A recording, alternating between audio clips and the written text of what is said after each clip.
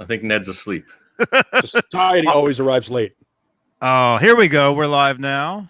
Thank you, everybody. Yeah, Ned. Ned is sleeping. There he is. Ned the cat. And welcome, everybody. It's September 28th, 2019, 9:11 p.m. out here in California. If you dig this stuff, subscribe to the channel, click the bell, leave a thumbs up. And it's Straturday night. And we got John BL. Welcome. There he is. How you doing, Good to man? see everyone out there. Good to see Johnny and Paul. How's everyone doing? Awesome. Oh, Neanderpaul. Hey, man. Hi. I feel like I'm in the center square of some sort. Hi.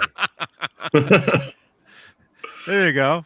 Johnny can make that happen. Yeah, almost. Actually, BL was in the center square. No, I'm in the center. Yeah, he certainly is. Oh, I just pointed at my shit. I'm like, hey, that's where he is, right there. Oh, my gosh. Oh, man. What's up, Showman? Yeah, Showman. Hey, good to see you. Hey, Paul, you want to do the introductions or the chat? Yeah, Can you read it? Do you have it? The people that I see here, yeah, I can't really comment on it unless I load up on YouTube. But Vistalite 1972, hello, what's up, Soda? Showman Blues twice, Soda twice. So I guess it's Vistalite 72, Showman, and Soda at this point. Mickey Settlemeyer, how are you? Rena's Pinkle, thumbs down. Oh. Really? At 9/11? That's how we're going to do it? Dwight Bailey, hello to you. And I think that's it. What up, Queefs? That's nice, Rena's Pinkle. That's nice. It's a family show. Dogpaw, what's going on? And, of course, Nightbot is here to make sure that we're all behaving ourselves. Dwight Bailey, hello. Gabriel Tone Guitars. Sorry we're late. We're not broadcasting somewhere else. We're here now live. So let's hug. Yeah. We were actually Okay, talking. Tony. We were actually sitting here talking like we could have actually been on. Yeah. Sort of. We do that a lot. But yeah, the best parts of the show you never see. Because we believe that's how it should be. It's like the movie. Like when you see the movie, they show you the best part of the movie is in the preview. We're like the anti-movie. Oh, Yep. I can't stand that nowadays. Previews used to be great because everything was mixed up. You know, movies from the 60s, 70s. Now you see a preview, they show you it all the whole movie. Basically, yeah. And that's what people do. Like for the new Star Wars, every trailer that comes out now, they're predicting the whole plot line and they're actually mapping everything out. And just with the little 2-minute trailers that they put out, I think there's probably been 2 of them, and then they're already predicting everything. We used to do a radio bit called 30-second movie review, where you had to try to review the entire movie based on the preview they showed you. So you just basically had to guess what happened in the movie, the plot line in the movie. Based upon that, because I mean, you can do it with every Star Trek movie is great. It's like Star Trek. Let me guess. There's going to be something that threatens the universe, so the crew of the Enterprise or whatever ship they're using in this movie has to travel back in time to alter history that will save the future. It's the formula, yeah. And Star Wars has the same thing. We got a giant planet-killing weapon, and the good guys have to defeat the guy in black, and that's it. Yeah. Except the new Star Wars sucks because you've got emo Darth Vader. Yeah, that kid blows. I don't know. I still like it. It's Star Wars, and it's my nostalgia and my everything. I don't think they're gonna make a bad. I mean, they have made bad movies, but Jar Jar Binks. Hello. But there's still a place for them in the Ewoks in my heart. The Ewoks. Yeah, for a long time that was the worst of Star Wars. The Ewoks. Yep. Well, and then remember the group when they brought back the second trilogy, and the first one was like everything had a racist stereotype to it. Like the Trade Federation were like supposed to be craven Asians. Oh yeah. Well, and Watto was supposed to be like the Jewish merchant. I'm like, it was like whoever it was. I think that was the beginning of the pussification of America, is when people dug so deep into Star Wars and started applying ethnic stereotypes and like sexism to Star Wars. Problems with it. Fucking Star Wars. Get over it. Well, even the first movie, it was like, it was like the Germans and the, it was World War II. It was basically, like, you look at the helmets that all the Empire was wearing, and they're very a lot like the World War II helmets for the German, and then the guns even and calling everything them too. stormtroopers. Yeah. Oh, Yeah. so there was a lot of references to that.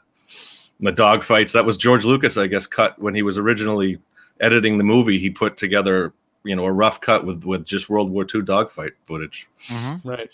Well, Lemmy once said that the reason why he collected Nazi memorabilia is because the Germans had the coolest uniforms. Like they looked evil, they looked sufficiently evil and militant looking. That's why he collected all their stuff, and that's kind of that's why the Empire looks like Tarkin and the guy, the other dignitaries on the Empire side. They all look like the SS. Mm-hmm. So not that it's not like we're glorifying and saying, "Oh, geez, I like that." No, but it sort of fit the evil mode. The evil mode sort of went through history the right way. Why are we talking about Star Wars? Hey, why not? Okay.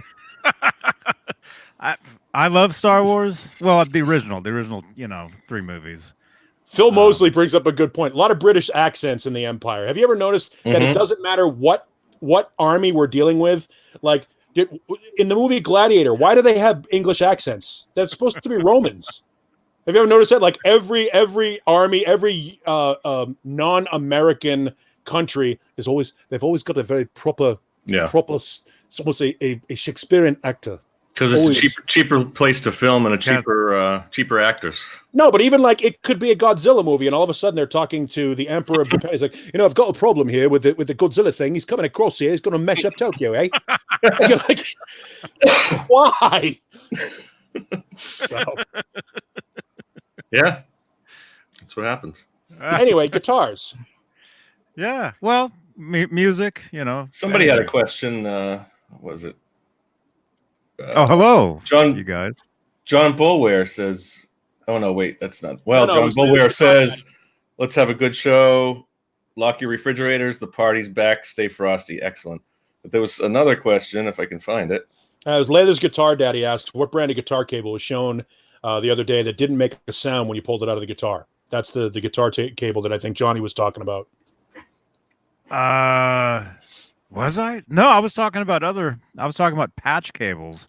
Oh, okay. Well, I'll talk about them real quick. 3 Monkeys Solderless.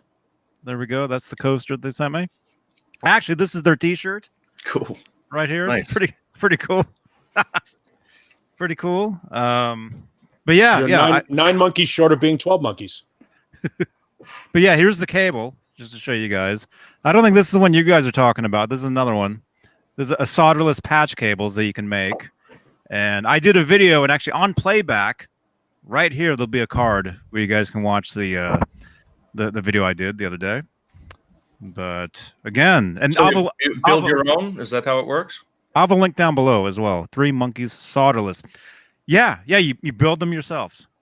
That's cool. It's a cool system. And yeah, there'll be a video right here on playback where you can check them out. But I think that other cable you guys are talking about, that was something somebody else showed on here. I don't think I was here when that happened. Yeah, anyone in the chat remember? Somebody was showing a cable where you unplug it and it doesn't make any. It mutes itself as soon as it's unplugged. I don't remember who said that. That'd be a good feature on an amp. Who showed that? Oh wait, there's a standby button on an amp. That's what do that. Yeah. But that's the guitar cable for people who are too lazy to hit standby, right? You could do that. Yeah. I mean, I'm not trying to shit on it. Like there's just another opportunity to make life simpler for people. Yeah. Mm-hmm. Yeah. That's the worst sound ever. Ned is sleeping. That's right. Okay, Gary Tholander says that David Ennis has. Oh, I just missed it. It's a professional broadcast experience going on. Where is it? David Ennis has the noiseless cable. Okay, that's cool. And David Ennis, I hope you're feeling better. Hope you're feeling better, man. He broke a rib. He was saying. Oh man, that's the worst. So you can't fix a broken rib. You just got to wait it out. Feel better. Yeah, I can't imagine the best, man. Any position you're sitting in or whatever, it's got to be painful. When you sneeze, you can re-break it. Yeah, you laugh. We'll try not, like Johnny said last night, we'll try not to be funny. Not a problem. Quentin James is going to start throwing the shit early. We might as well. Gibson on YouTube. Discuss. Well, Well, there's nothing to see. Yeah, Gibson End is of discussion. absent from YouTube. From what I've seen, I did several searches for anything I could find of news from Gibson in the past, week or so. The only news is that Gibson took down their videos. On their website, you go to the news, and the latest news was from the 24th about a new signature guitar coming out. Mm-hmm. But anything as far as, what are people thinking, that the company's just going to go under and that's the first step? Let's take the YouTube channel down. I don't know. Well, I think, go ahead. I actually followed. Let me see. Where is it? I followed their other channels. There's Gibson Entertainment. That channel has no videos. They got 52,000 subscribers and no videos. So obviously they removed them from that channel. Epiphone has videos. Okay, so Epiphone is fine. But the Epiphone brand doesn't get. It's amazing how that doesn't get the negative press that the Gibson brand gets, because their quality seems to be improving and you seem to be getting a better guitar for your money out of Epiphone now, because they've got World Music making some of their stuff. Even though they say it's all being done out of Qingdao in China, it's not. They're probably so they selling. Don't get that. They're probably selling way more Epiphones than they are. Sure, they actual Gibsons. Sure, they are. Just from price point. I mean, the idea, the average. Look, guitar sales are down overall. So if you've got a $500 guitar that gets you 80% of the way there to that Gibson, and let's face it, the Gibson Les Paul and the Epiphone Les Paul, the major difference is the paint, the way they apply the paint, the nitrocellulose versus polyester, and the electronics. So if you buy an Epi, all right, you buy an Epi and you put some burst buckers in it, it's 80% of the guitar for 25% of the cost. It just makes sense from a budgetary standpoint. Your ROI on an Epiphone is significantly higher than that on a Gibson. Now, your resale value is not going to be there, but Epiphone doesn't get, for whatever reason, they're getting a pass as not being part of Gibson. They've done a great job of separating those brands from a public relations standpoint. Mm-hmm. Yeah, I've got an Epiphone, and that's what I did. I tore everything out of there, and I rebuilt all the electronics, and it's a pretty good guitar, Sure. And it's a guitar you'll take to a club and not worry about, somebody hacking on it or dropping it. Or I took it to stolen. Austin. Right.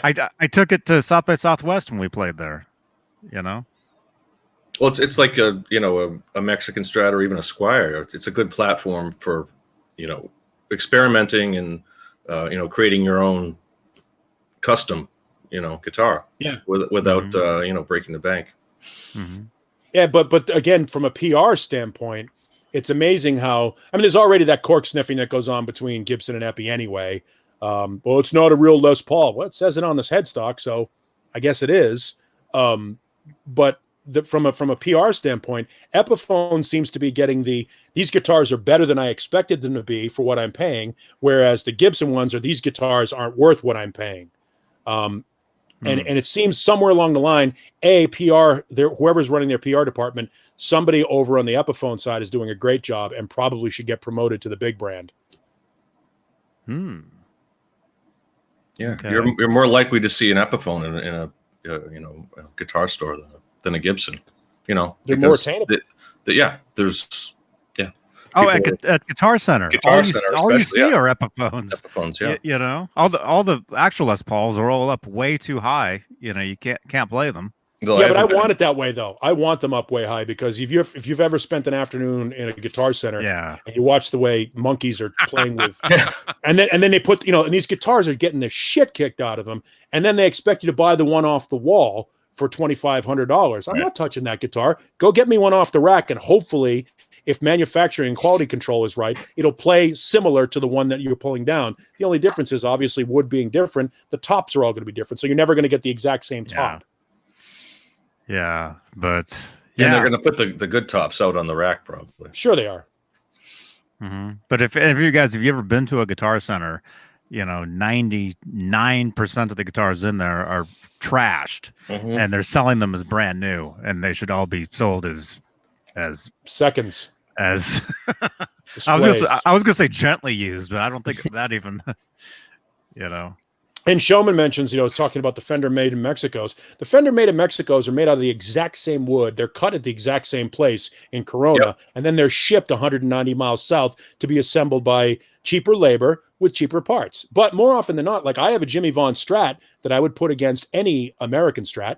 It's made with American parts. It was assembled in Mexico, but the Tex-Mex pickups are American. They're wound in America. The bridge on it, the vintage bridge, is American. Are the pots Asian made? Probably. But guess what? More often than not, the pots in your American guitar are Asian made. Mm-hmm. Right. Yeah. The difference between a real, like a Les Paul or, a good Gibson and a good guitar, somebody like Gibson's going to be charging you twice as much, but you can get a great guitar that can rival a great Les Paul for $500 if you get lucky, or if you shop around and if you find the right model and the right wood, the one that has the better wood or whatever. I dare you to listen to a piece of finished recorded music, an album or a song by any band, and tell me whether or not that Les Paul was an Epiphone or a Gibson. There's been plenty of. I mean, look at Guns N' Roses is the quick example. With, that's not even a Gibson. Slashes isn't even a Gibson. No, but, it's a Chris Derrick. Yeah, and there's several stories of that. I think wasn't Ed's V, was that a Gibson, or was it? That was a Gibson, right? That's a vintage, I think. I would say, but I mean, Ed's is the greatest example. If we're going to dive into the Van Halen world, we all know Ed's is the greatest example of let's take a bunch of parts and put them together. Exactly. Yeah. And that guitar costs what he says $160, $180 to put together with the Ellsworth body and the neck and boogie body's neck. The boogie body's neck, and the was the pickup out of a 335 or something that he dug it out. I mean, all that stuff is. Yeah. And a couple of screws. And it's always funny to me because when people buy new guitars or they buy used guitars, and the first thing they do is pull the neck off, to check the date and the serial codes and all the stuff that kind of go with it. I always say to myself, why am I pulling the neck off a guitar that was perfectly manufactured just to look at a number or a stamp inside?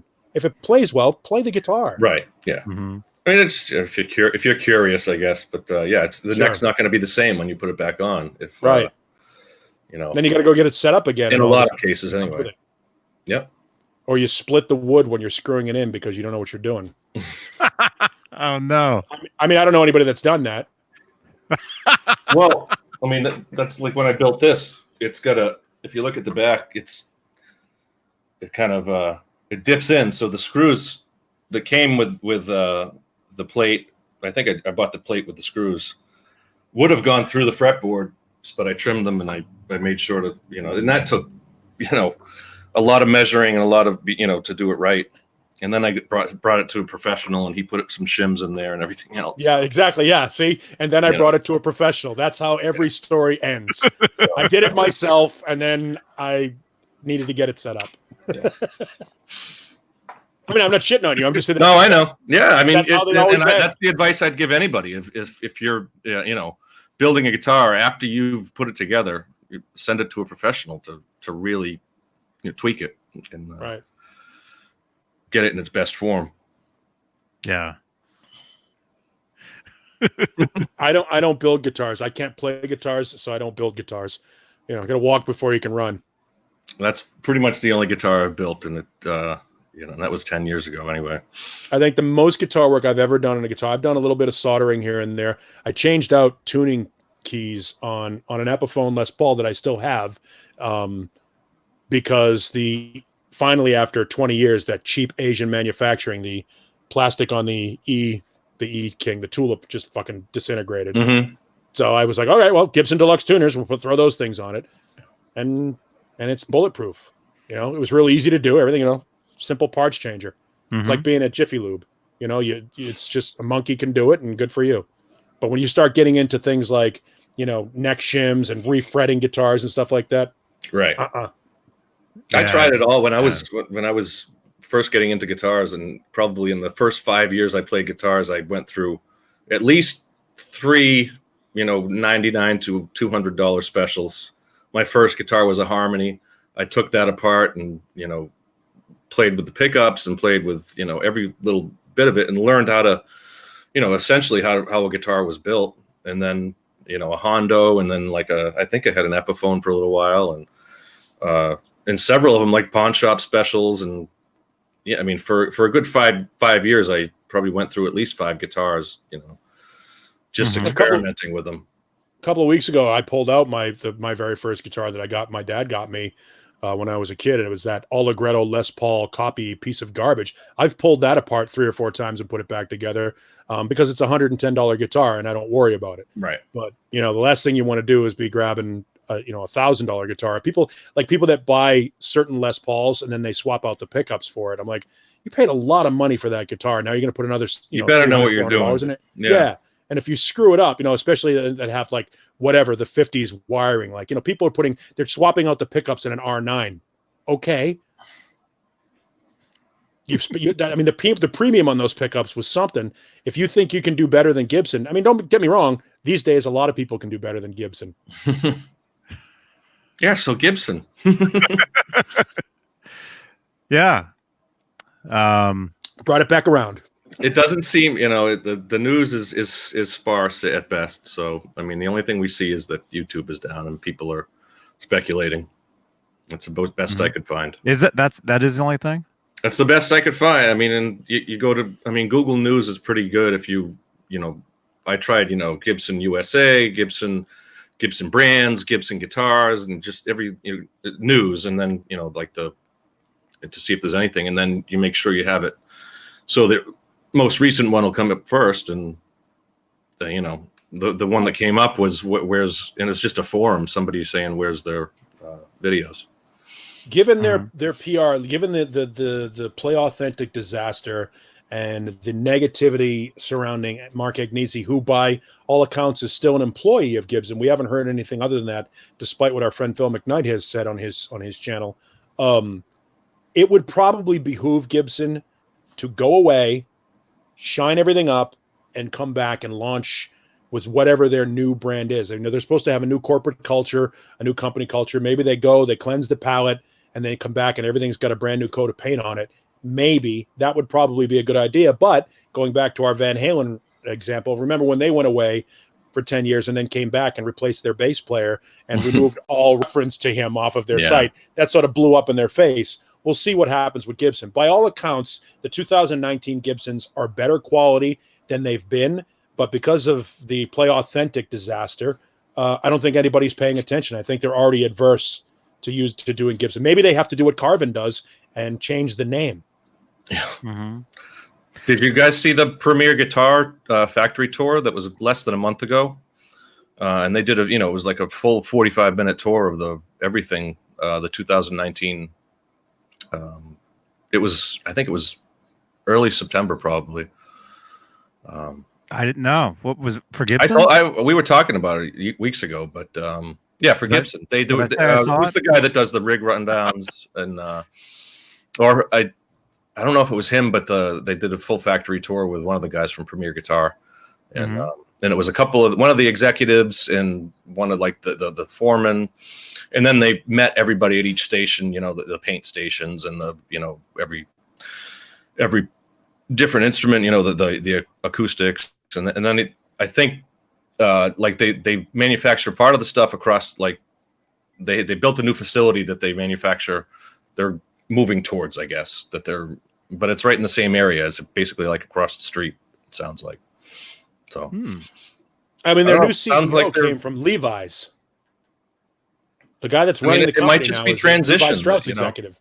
Levi's. That's what this is. Yeah, he's a Levi. He was a Levi Strauss executive, and he rebranded Levi's and successfully did that. And who knows? I mean, rebranding is probably going to be in their favor. Look, they've resurrected that company 2 or 3 times, but it might be.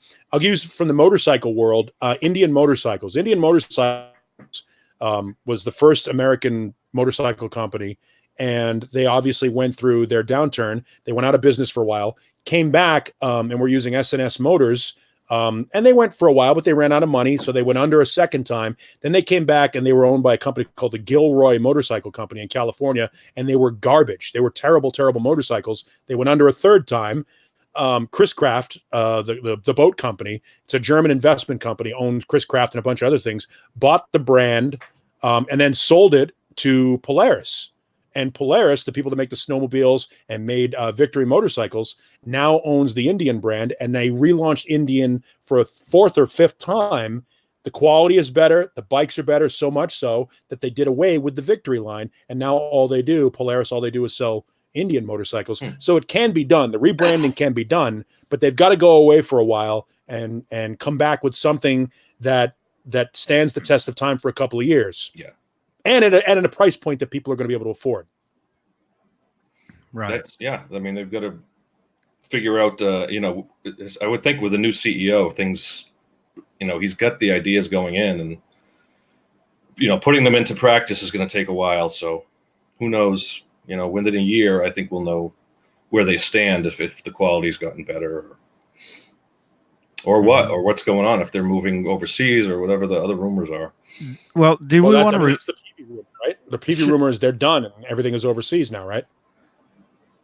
I think it was guitars. Just the guitars. Just guitars? I think they're still making amps in the US.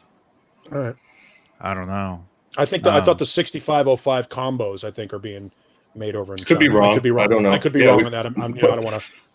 Yeah, exactly. So I don't know. But I don't know. There's still plenty of guitars out there for us. There's still plenty of great guitars that we all lost after, and it doesn't have to be a Gibson. It doesn't have to be a PV5150 amp or anything. But I'm confident there'll always be something out there. But that's a PV5150 amp.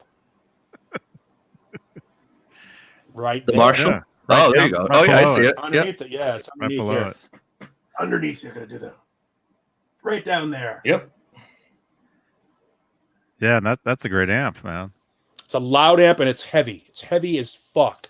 Way too heavy. 90 pounds. 90 pounds for a 2x12. I remember carrying those. Yeah, I carried several Way of too those heavy. back in the day. The one that I had, the previous owner had put wheels on it, so I was able to push mine around.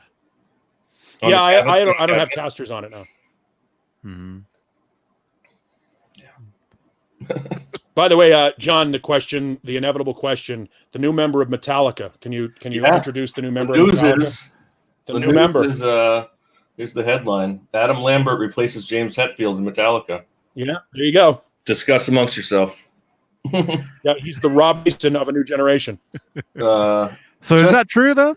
Just hours after announcing that Metallica canceled their tour in Australia and New Zealand, they announced the tour was back. Shockingly, Adam Lambert will be replacing James Hetfield as singer. The tour was originally canceled by Hetfield.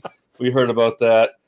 Drummer Lars Ulrich is happy about this and was not happy about that, what happened to James, and frantically was looking for a new singer. Axl Rose was busy with Guns N' Roses. And AC/DC. Ulrich said, so I tried every other singer around. I tried Gaga, Streisand, Manilow, Snoop Dogg. Okay. And then here's the quote from Adam Lambert. Adam Lambert was overjoyed at the chance to sing with Metallica. I love them. Stairway to Heaven is my favorite. Oh no. So, yeah, we may have All seen kidding that aside, headline, though. but All kidding aside, though, James going into rehab is a good thing. Better he goes in and gets it taken care of than has the band end up and puts out another Saint Anger.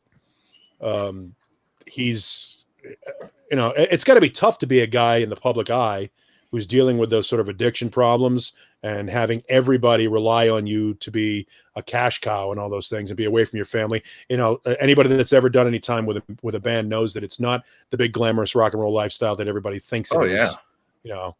And Metallica on the road. I mean, they're just, I think Jay was saying it last night. They're the kings of the road. When the Black Album came out, they basically toured throughout the 90s off of that album. And, every year, every summer, with, maybe a couple months off.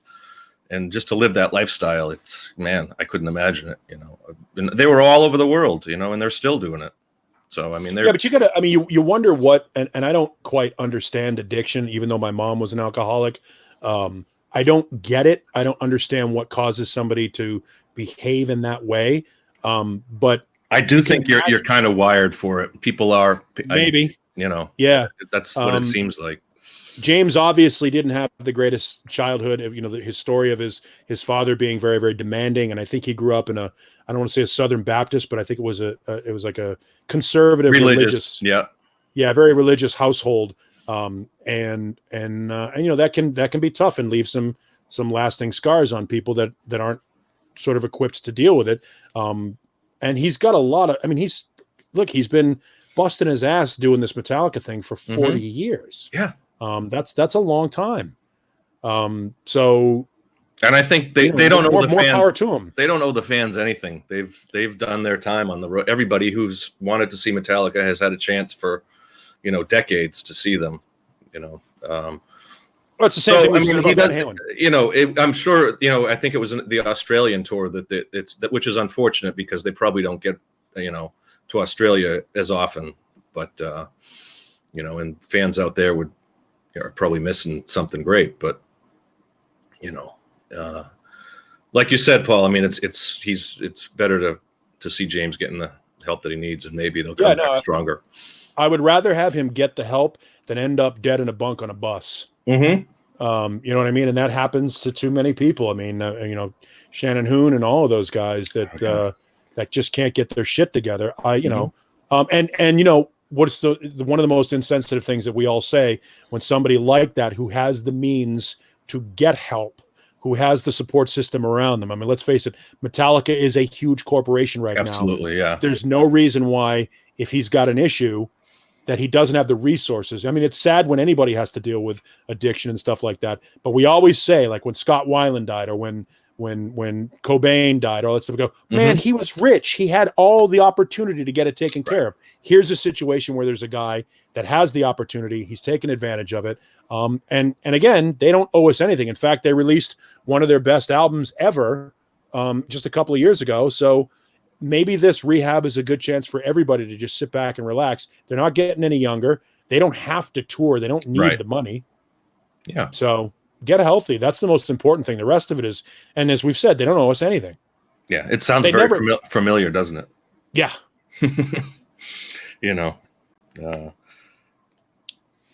But let's see, Go ahead. Showman just asked about, what do I do? What do I enjoy playing?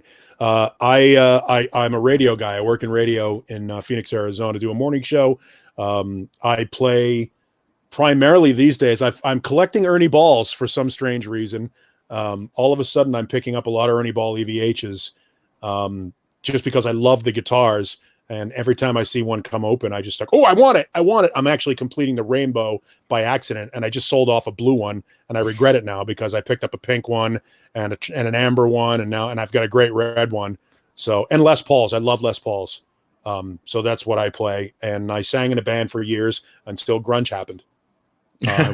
When grunge happened, it was over. So, that's my backup. Nobody wanted those Les Pauls.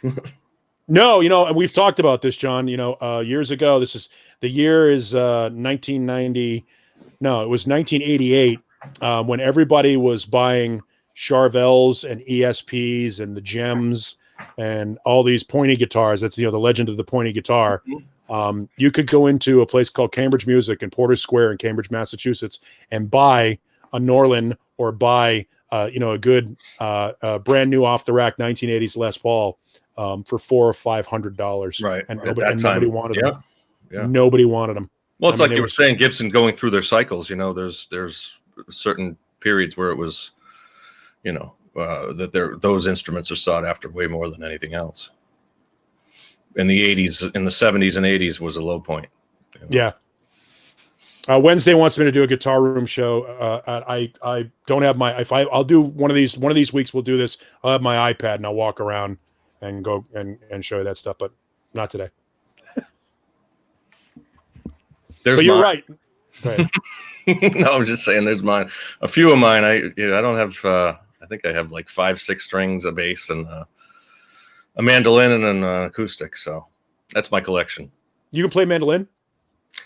I have played mandolin. I'm capable of it, but not anything spectacular. I had a cousin. Breaking news here. Who's Amanda Lynn? I want to know. We have to know who she is. Who is it? And it's Saturday night with Welcome, Jay. Hi, Jay. Hey, Paul. Hey, John. How you guys doing? Hey, good to see you. Good to see you guys too. I'm just going to join for a little bit. I just having a little pop here, so I figured I'd come hang out with you guys, have a drink, and see what everybody's doing. Awesome. We were talking about Amanda Lynn. Amanda Lynn, yes. And the new Metallica. That's right. The new Metallica. Yes, you didn't hear? They have a new member. Did you just join us? Or were you watching for a few minutes? I tuned in when you guys were talking about Star Wars. And then it went from there. And then when I sent Johnny the message to invite, I turned it off, made a drink, and then came up. So, well, the headline. What is going on? Adam Lambert is replacing James Hetfield. That's the headline. Stop it. I read the article. I just read the article with quotes from everybody in the story. So too bad you missed it. But hold on, metal sucks. Adam Lambert replaces James Hetfield, at least for this tour. No, you do realize someone is going to get fished in on this thing, right? Yeah, dude. Because I'm on Blabbermouth right now looking because Johnny sent it to me earlier, and I was like, "Is this for real?" I know you guys Holy are joking, shit. but I still had to check, man. I still had to check. Now, don't get me wrong. Verify though. Verify. Good job. Yeah, I had to check. But there is an article that it's by and the only way I found out that it was fake is I looked at some of the articles and one of them was Bruce Springsteen admits he killed someone back in 1970 something. So kind of like like The Onion or something like that. Yeah. Well, that one's true though. Is it? I hadn't heard that, but Could have been. There was a few. Actually, I should find the articles. There was a couple. All you have to do is say it with conviction. Like you get all mad. Of course it happened. Yeah, and don't giggle after you say it like I would. Yeah, as long as you don't giggle, you're good. I will say that. And then change the Wikipedia page. No Adam giggling. Lambert, I'm not a huge fan of these competition shows, singing shows, stuff like that. But I will say that the one year that Lambert was on, I watched that season. Well, I didn't watch it live. I watched the clips the next day. He, in my opinion, he ruined that show because nobody, in my opinion, this is me, but nobody he just blew everything away. He had that edge to him. He can sing hard rock stuff. His voice was amazing. His just what he had it. You know what I mean? That what it is, he had it, in my opinion. So, and he's done a great job of showing proper respect because that's a no-win situation to be trying to replace Freddie Mercury. Mm-hmm. Mm-hmm. Yeah, and he's done it. Unlike Paul Rodgers, who was an entity unto himself. Everybody said, well, Paul Rodgers and Queen, that's the only way they can do it because Queen is huge and they need somebody huge to step into the shoes. Meanwhile, Adam Lambert has done a really good job. And it's almost like every night he's bowing to the legend of Freddie, recognizing that there's only one Freddie Mercury. And if anybody really wants to hear Queen music performed live, instead of going to a Vegas cabaret or Mark Martel, who quite frankly is the greatest Freddie Mercury impression you'll ever hear. He's the guy that did the vocals for the movie. Yeah. Mm. Phenomenal. If you there's your YouTube Google when this is all over, just Google Mark Martel if you've never heard of him. Phenomenal Freddie Mercury voice. Mm-hmm. But I don't think he fits the band. Well, the one thing I will say about Lambert is when he was on American Idol, I cringe a lot when I watch those shows and I see them I see these guys or girls covering classic rock songs and hard rock stuff. I'm like, oh God. When he did Whole Lotta Love by Led Zeppelin on American Idol, I was like, holy shit, this dude is awesome. In my opinion, he blew that away. He was awesome when he did that. But I'll have to watch those. I haven't seen too much from him. I've seen a little bit of the Queen stuff, but other than that. Well, I'm telling you, when he was on American Idol, I was a fan of that because, and I don't like like those shows. Was he in any like a boy band or anything, or he just broke from American Idol, right? That was how he got. Yeah, I think he just didn't he do the Rockstar Supernova thing too? But that was probably after American Idol. Yeah, didn't he? Yeah, didn't he do that thing with it was him and was it Rockstar Super, the thing with Tommy Lee and Dave Navarro? Sounds about right. Oh, wasn't that a thing for a while? I don't know. I'm thinking of the NXS one. Yeah, that's a different one. I think Adam Lambert did that, and then of course James Durbin, who's another kid, who was on American Idol, was the singer for Quiet Riot for A Cup of Coffee. Yeah. And he just split Quiet Riot, and now I guess Jizzy Pearl is back, one of the greatest names in rock history.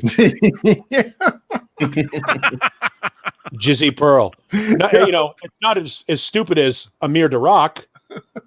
Your name is I'm Here to Rock. Amir to Rock. Kill yourself. Man. Oh God. That's his name. I didn't make it up. Yep. But that's the one thing that bothers me about like those competition shows is basically like, I think the way you sign off on it, when you especially get to that top tier, those top 5 or even top 10, like basically they own you for a while. You know what I mean? So you got to do what they say. And, some of those guys with the hard rock voices that were in like hard rock and metal bands, I want to see them continuing to do that stuff as opposed to joining like pop stuff, Well, Daughtry did a pretty good job of cashing in on the Nickelback train for a while. Oh yeah, big time. Yeah. And don't get me wrong, he used his 15 minutes well. I mean, he still does okay, but he's not selling like he was. Yeah. And Durbin did a good job. And look, I don't know that Quiet Riot makes a whole lot of money, but I would rather take Quiet Riot money than Thursday night at your local pub money. At Pooh's Thursday. Right. Yeah. Pooh's. Yeah. So there's something to be said for that. Making a living. Any one of us would give any amount of money to make a living doing this. So before we throw stones at those guys, they do own you for a certain period of time. Yeah. And by the time they get to like that top 5 or top 10, they have it's almost like the Disney on Ice thing, where they do the tour. Yes. They do that, that arena tour where the top 10 from American Idol, those guys get some pretty good money. Now, they don't get all the money. Clive Davis gets all the money. Paul Hardcastle gets all the money. Those are the guys that produce those shows. Clive Davis the music industry was trying to push him out. And he goes, I've got this idea for a singing competition show. And they went, really? Tell us more. Yeah. And that was the big thing about it. It was cheap to make. And it was, you're just going to get people off the street, and we'll find someone who's extremely talented. They're confident in that, and we'll show all the outtakes. And it's a cheap show to make. I mean, that was at that time when all the reality shows were breaking. Survivor and stuff like that were also out, and that was the big thing. Yeah, I mean, they were cheap to make, and it wasn't like you had to have a studio and audience. You just had to rent the arenas as you went throughout the country, and considering what those guys were, how much money was coming in from that show. Well, exactly. A lot of people don't know this. Simon Cowell gets all the credit because I think he owns a piece of it. But the guy that really is the production company, you'll see this if you're watching those shows, you'll see 19 productions. You'll see the little circle and there's the number 19 productions. That's Paul Hardcastle, the guy that had the song 19 back in the 80s, about the Vietnam War. It was an electronic song. 19. That song. He's now a big producer, television producer, and he brought that thing. It was over in Australia and over in England, brought it to the United States like they did with The Office, and it hit. And good for them. Yeah. Yeah. Yep. I always wish I was a judge on something like that, man. God. If people think that Simon Cowell was hated, oh my God. God. You just need a big gong behind you, right? No, the gong show was the button to like open up the hole in the ground, Yeah, they're gonna make it more interesting. God. I would just be sitting there. The gong there show was fantastic with that look on my face, just like, oh, God. You like that? Yeah, so I would never consider myself an authority on singing. I couldn't. I've never sang in my life, and I just don't like the space, or in the car or something. I just watch that stuff, and it's it's not real, man. That's what drives me nuts about it. That's why I think a lot of us, you know, the old school rock fans and heavy metal fans, like that stuff's real, you know. And I know some bands were thrown together and, you know, producers are writing a lot of the stuff, but for the most part, man, that's stuff that, you know, most of us listen to, the older stuff. That's real stuff that guys wrote in their bedrooms, you know, and just played on real instruments and played every note. And then some producer put them in a room, like who's the guy that Bo Hill. Bo Hill took a decent band in Kicks and made them sound a little bit like Rat, but poppier, and made them millions. And Mutt Lange took a little band called Def Leppard and made them millionaires. Yep. And Ted Templeman took a little band called Van Halen and brought this rawness out of them that he basically had done with Montrose. And then after he did it with Van Halen, he did it with Foreigner, and he did it with all these other bands. There's these producers rock that have and they have those guys can add that polish to something that already exists. You can get more. Like, I see that. I see the potential in this band. I can bring this out of them, and that's what they do. Yeah, and then on occasion, you know, you'll get a Desmond Child, who's a songwriter who does the same thing that you know, Lieber and Stoller did for Elvis back in the day. Quincy Jones, and they write these songs. Clive Davis, and they write these songs and go, okay, this song would make sense for this one. This song would make sense for this one. And on occasion, a band that isn't very good gets handed a very good song, and because they've got chemistry and they look good on television, they have their 15 minutes. But they, you know, the interesting part about it is a lot of those don't stick. And that's why of all those hair bands back in the day, you really have 4 that really have hung on: Def Leppard, Bon Jovi, Motley Crue, and for all intents and purposes, Poison. You know, the rest of them, Cinderella, sort of have fallen by the wayside. Winger, Rat, those were pretty big bands. And the big bands that are still around selling out arenas, excuse me, the Iron Maidens and the Judas Priest and stuff, they don't have songs on the radio. Right. They're not radio bands. So you have 2 different paths to go. You got to be a touring pig. Judas Priest still has those. They had their anthems and the. They have 3 songs on the radio. Rockets. Yeah, 3. Yeah, you're right. No. 3 songs on the radio. You're right. They've got Heading Out to the Highway, Breaking the Law, and another thing coming. Yep. And we're done. That's who else, it. Johnny? Who else out there when they hear Breaking the Law thinks of Beavis? Right. Yeah. Oh yeah. Yeah. But that's a good thing. That's a good thing. That's recall. That's Pavlovian recall. You want that. You want to have something that reminds you of that brings you back to that. Mm-hmm. You know, that's you know, Dee Snider said, you know, everybody calls me a one-hit wonder. I correct them. I'm a 2-hit wonder. Guys put out 6 albums that have 2 hits. Did you guys discuss that, the whole Dee Snider Super Bowl thing yet? Yes. Well, we haven't discussed it, but I did see that an article about that. I think it was Rolling Stone? Yeah, a lot of the music websites have basically, he tweeted about, you know, the whole J-Lo and Shakira, I believe, Battle of the Asses on the Super Bowl halftime show. He didn't say that, I did. But I can tell you why they don't put hard rock or anything like that on the Super Bowl halftime show. You go first, and then I'll give my opinion. Then I think we can all go around the. Well, do you want to give the gist of it? So I don't know if Johnny knows too much about what is happening.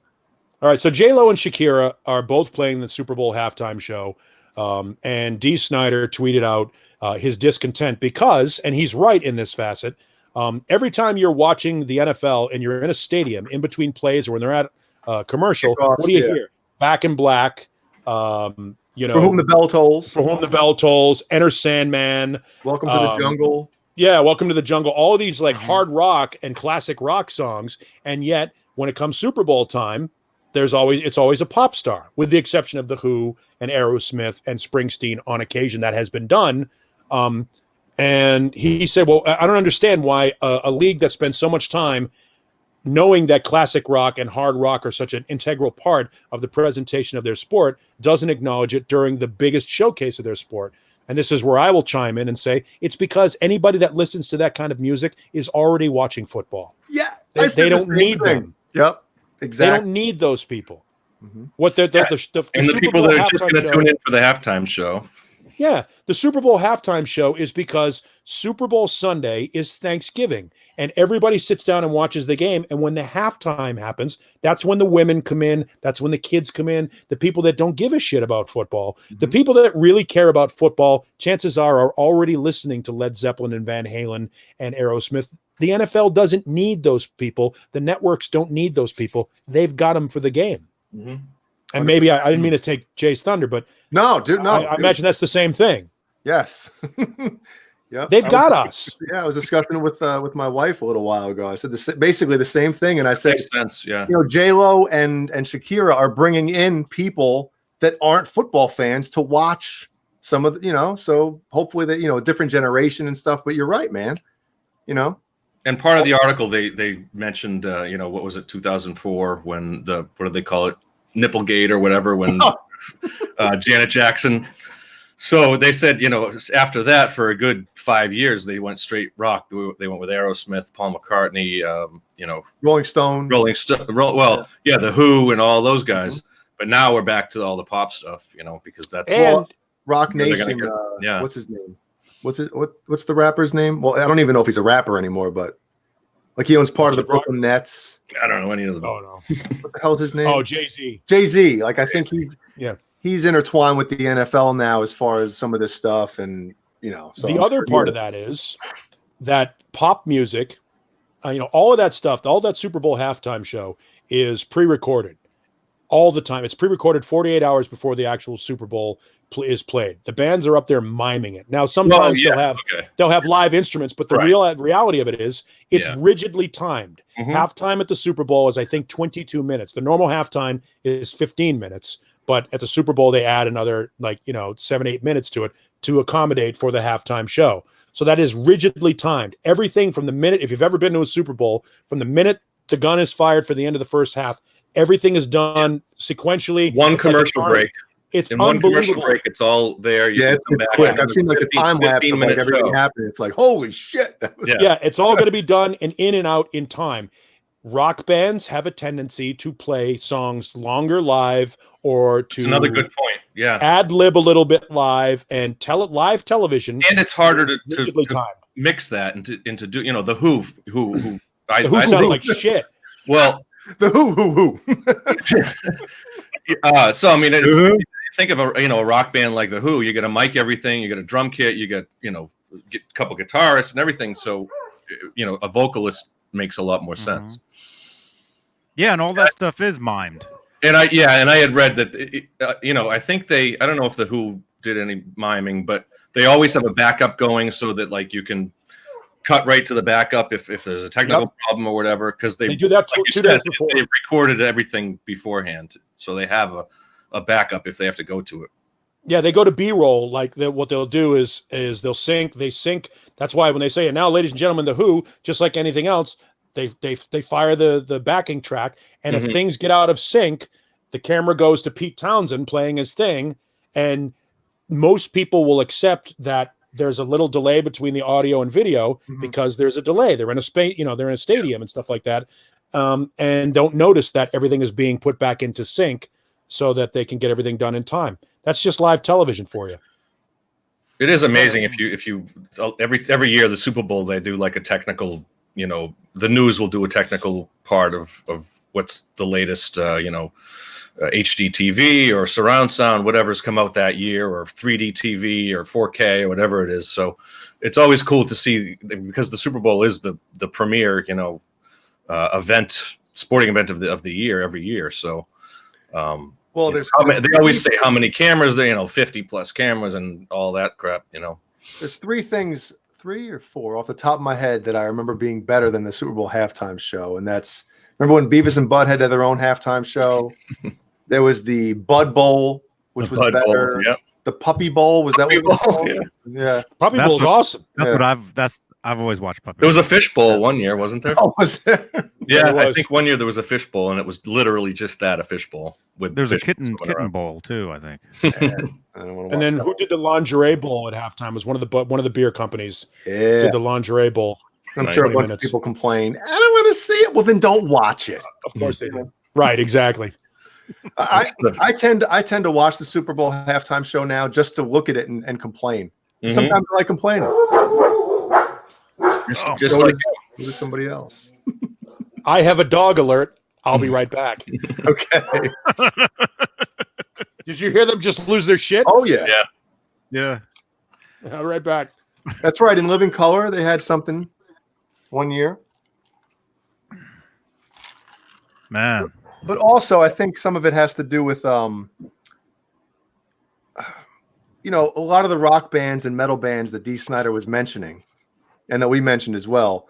Like they're older, and I think I know J-Lo's not old, not young, and Shakira's been around for 15, 20 years, whatever it's been. But they still bring in the younger generation, and I think they still make pop hits, and the huge rock bands that can play the Super Bowl halftime show, they're all older. There's no 25, 27-year-old rock band out there now that's going to be able to do that. Was it a halftime show with the was it Maroon 5? Yes. Yeah, last year. That's not a rock band. Come on, man. Just playing. He played a gem. I don't playing want the gem. Yeah. What was the deal with? I remember we talked about that. Yes. What was the deal with that? And Yeah, also, what is Maroon 5? Are they a rock band or what are they? I know they're a pop band. They were a rock band until I'm sure somebody got a hold of them and said, "Hey, listen, A producer, yeah. you're a good-looking cat. We can make millions with pop music." I just saw this. Steve Carmichael. Here we go. And Michael Smith's out there too. He's been chiming in. Caleb Rappaport too. Sorry, I don't want to cover up your faces. Steve Carmichael says his son was a part of the last Super Bowl halftime show here in, is that Atlanta? Yeah, it was. You're right. Yep. They rehearsed the show for a week. Maroon 5 pre-recorded the show the day before. Did they really? Then they just played along with the pre-recorded audio. Oh. Yeah, I mean, again, what I read is that they always have, if it's a band like Maroon 5 or The Who or someone, they're playing live for the most part, but if there's a technical problem, they have that backup that they can go to.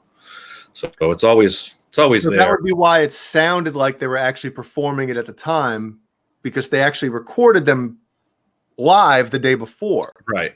Yeah. Wow. Okay. All right. Well, that makes a lot of sense then. And everything, I mean, I don't think the drummer's counting them in. I think a tech is counting them in, or a director is counting them in, so they can time. Or that maybe they play to a click, or whatever it takes.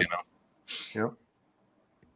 Well, that makes sense, because if anything happens, everybody's been to a show where that first moneymaker of the Super Bowl, I would think, and I don't know how the money. I mean, that's when people are watching, for the sponsors and the commercials between those halftime. Those are probably the biggest, commercial spots that they can get, and so. But I'm just talking about as far as like live music. We've all been to shows where that first song is like, they've done sound check, but the mix engineer. Mm-hmm. That's when they're up there like, oh shit, vocals are especially if there's other opening bands going through the same, board or whatever it takes. The same system. You can't hear this, you can't hear that, and they're trying to dial stuff in during that first song. Mm-hmm. So you could understand why they would do all that. Yeah. What do you think, Johnny? Who do you want to see in the Super Bowl? You mean play? Well, I don't know. I knew that it could go both ways, so I could care less who's playing. I have no interest in sports whatsoever. Yeah. So, just say you want to see the Bears, and I'll be your friend. The Bears would be cool. The Bears and the Patriots this year. I don't. The Bears. Nobody wants. Replay of '85, wasn't it? Yeah, but nobody wants to see the Patriots, man. No, I know. Believe me. No other team. Well, yeah. People hate Boston. But I mean, as far as the halftime show, I don't know. Football Legends says I want to see an Eddie Van Halen solo for 22 minutes. I know, right? Oh, okay, I'll take that. I mean, that sounds good. And yeah. How awesome would that be? Not Van Halen at the Super Bowl. Eddie Van Halen is going to be the Super Bowl. Eddie Van Halen. Mm-hmm. That would be great. I would watch that. But then they'd have to put in special guests, and they'd have to have No. Special guest. Yeah, I Alex. mean, look, Alex every year there's a special guest with any singer. Or, yeah, Alex and Mike for Eruption when they do the drums and the bass part real quick. That's it. That's the special that guest. would be great. I know what would be cool. Although I don't know, was there a Super Bowl back in every year then, right? Mhm. I'm thinking. Remember back in 2012 when Eddie did those 2 songs with LL Cool J? Did you guys ever hear those? I never listened to it. That would have been cool to have LL Cool J the halftime show and have Eddie up there. If that's what it took, I'd be on board. But Do you remember that, Paul? Eddie would be smart to do that because. Do you remember when Eddie did the 2 songs with LL Cool J back in 2012? Was it? I don't. Well, they were on I CNN. don't. They did an interview together when Eddie still had like the long hair. Yeah. Where he cut it. Yep. Yeah. I don't. I do remember though being at. I was a season ticket holder in Oakland at the Raiders games, and seeing at halftime. If we're still talking about halftime shows, I remember it was the divisional playoff game, and at halftime they had the Wallflowers playing in Oakland at halftime at a Raiders game. Let's see what goes wrong here. There was literally audible booing that you could hear on the television broadcast. People were pissed. All right. So fast forward, Raiders win the game. They go to the AFC Championship game against Tennessee. It's the Raiders and Titans. It's a Sunday night AFC title game in Oakland. Halftime comes around. Ladies and gentlemen, please welcome LL Cool J. Place goes shithouse. Because that was the right venue and the right guy in Oakland at the time. That was what they wanted at a football game. And the Super Bowl is not one of those situations. 80% of the people at the Super Bowl are not football fans. True story. Corporate. Most of those tickets go to corporate sponsors and charities and all that stuff. The teams that are playing in the Super Bowl, the teams that are playing in the Super Bowl only get allotted about 6,000 tickets each. So if you're talking about an 80,000 seat stadium, about 12,000 people are representative of the fans of those actual teams. Because when Oakland went to the Super Bowl, they held a lottery. 65,000 people fill that stadium. 65,000 fans don't get access. 30,000 fans don't get access because all the players get the amount of tickets that they want, and the executives and the corporate sponsors and the National Football League sponsors and Pepsi and Papa John's and all that stuff. And all those tickets get whittled down. So by the time you get to the actual football game, the real fans are not, they're so small. So having a specific band, like in Boston, you would want, I went to opening day of a Patriots game. They had Ozzy. Ozzy played because Crazy Train is sort of their fight song before games for the Patriots. I imagine in Nashville, it's some country artist. And in Atlanta, it has been Jackal on occasion. You know what I mean? So really?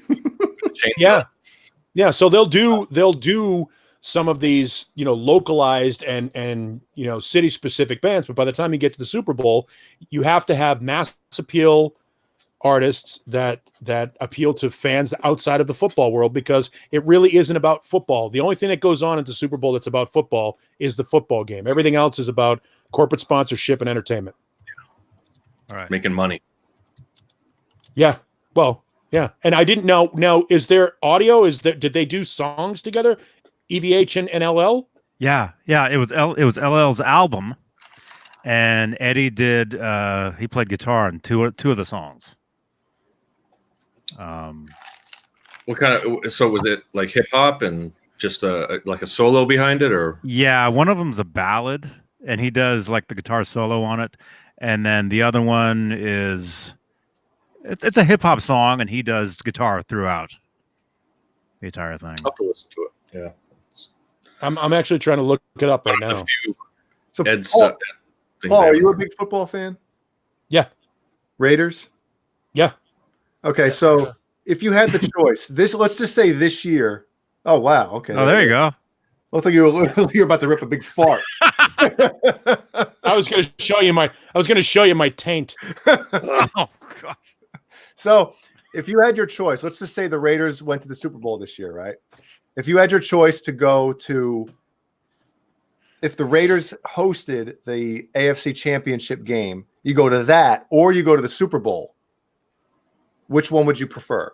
Home game, I've been the to both. AFC Championship, or the Super Bowl if they made it?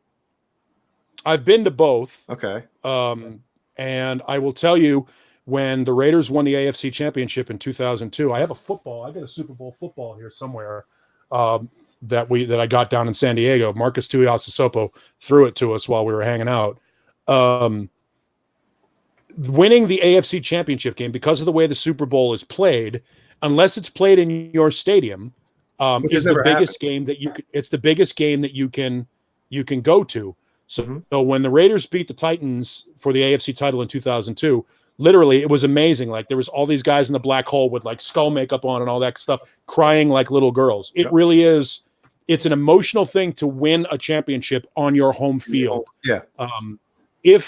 And that's why when the Raiders went to the Super Bowl, it was in San Diego, which is the closest thing to a home game you're going to get for a Raiders fan, because San Diego might as well be Oakland South. There's more silver and black fans in the stadium than there are Chargers fans. And now they're in LA, where there are more silver and black fans than there are Chargers fans. So I've been to both, and I can tell you winning the AFC title game in your home stadium is more fun than going to a Super Bowl. Now, it probably would have been a little bit different had the Raiders not lost. Yeah.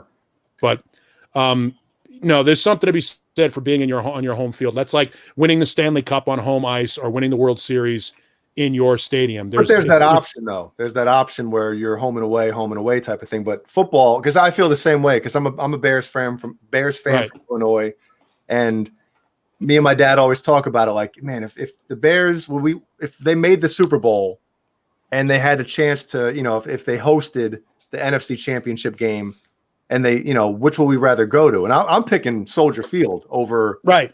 You got it. Yeah, no, winning it in your stadium is like, because you spend all those weeks there, you go to every game there, and to see them hoist a trophy in your stadium. And let's face it, the Super Bowl isn't going to happen in Chicago anytime soon. No, I don't mean that because the team isn't good. But it's too cold, and it's they tried it in New York, and they've tried it in a couple of cold weather places. But unless you've got a dome like Minneapolis, or a place where you can play indoors in the cold, they had one. It's not going to happen. What was that? 2004.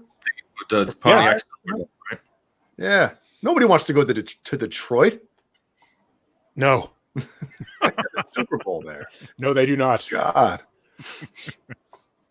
So yeah, the answer is you win it. Anytime you can win any sort of a championship on your home field is better than winning a championship in a neutral location. Mm-hmm. Yeah. I'm playing with a dog, by the way, here while we're dealing with it. That's what that is. So I've got he's very interested in this ball right now.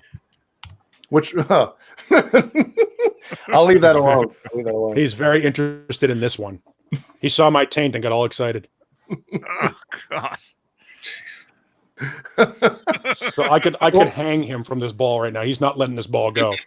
Ron Padgett says Super Bowl is in Miami this year. Well, I think it's safe to say that a home team won't be playing in a Super Bowl this year. No, they will not. No.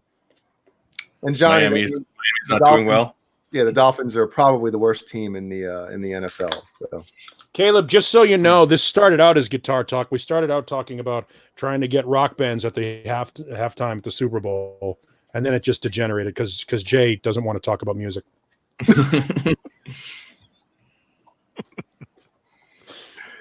Well, speaking about music, has anybody tried these? The new Tortex Flow picks?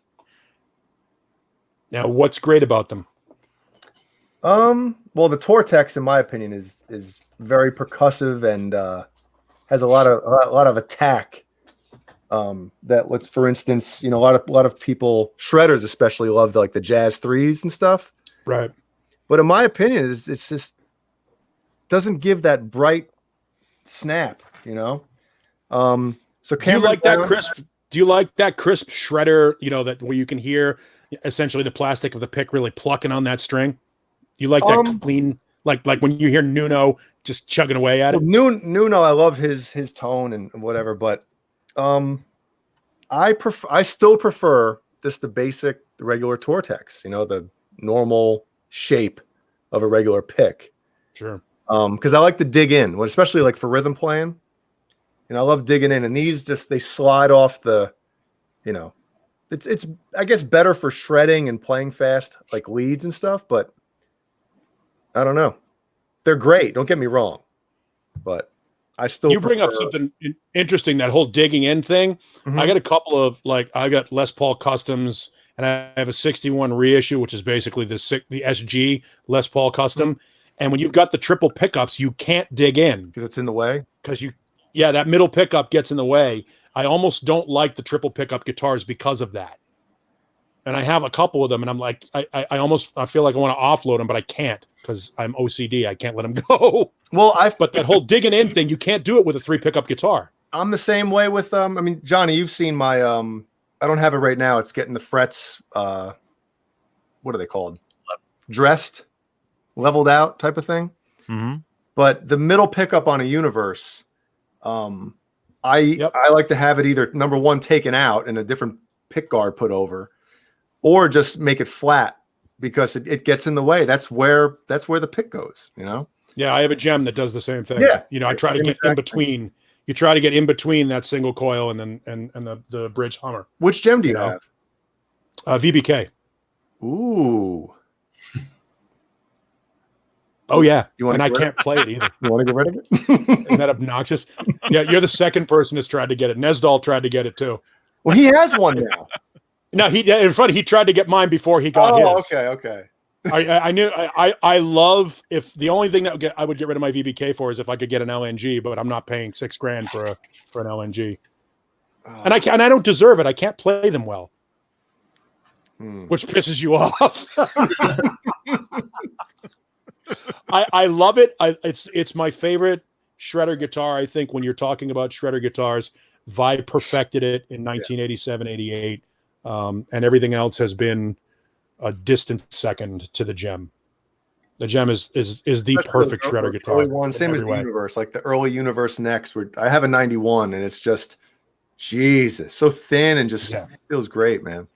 No, they're ridiculous guitars, and the first Gems have the PAF Pros in them before they switch the pickups. So they're my favorite of the Gem pickups as well. And they're crystal clean. Like, you can get the kind of Strat tones that a Strat can't give you for whatever reason. Whatever Ibanez did, they got it right in those early Gems. I love them.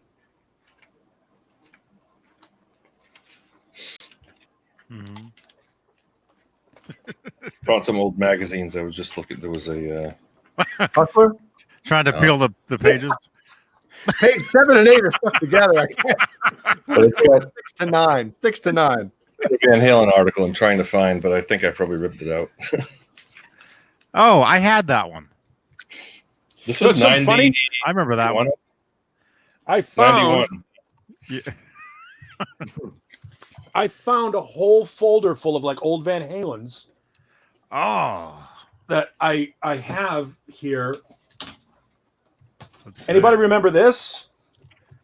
Yes, The Van Halen comic book? Oh, I have. Yeah, I had that one. And then I've got like 4 or 5 issues of the inside. Ooh, look at that. Back when it was the unofficial On the Van Halen inside. magazine. It went from the unofficial Van Halen to the official Van Halen. And then I think it's still official here. Then I think it went back to unofficial. Then semi-official. Yeah, then Van Halen became unofficial. And I saved this. I was going to frame it. I didn't know if I wanted to do the Who the Fuck is Eddie Van Halen side with his 3 single coils, or if I wanted to do that side. That side. I like Which is the that. way- Yeah. Which is kind of how he feels toward the fans now these days. Oh, I don't know. Oh.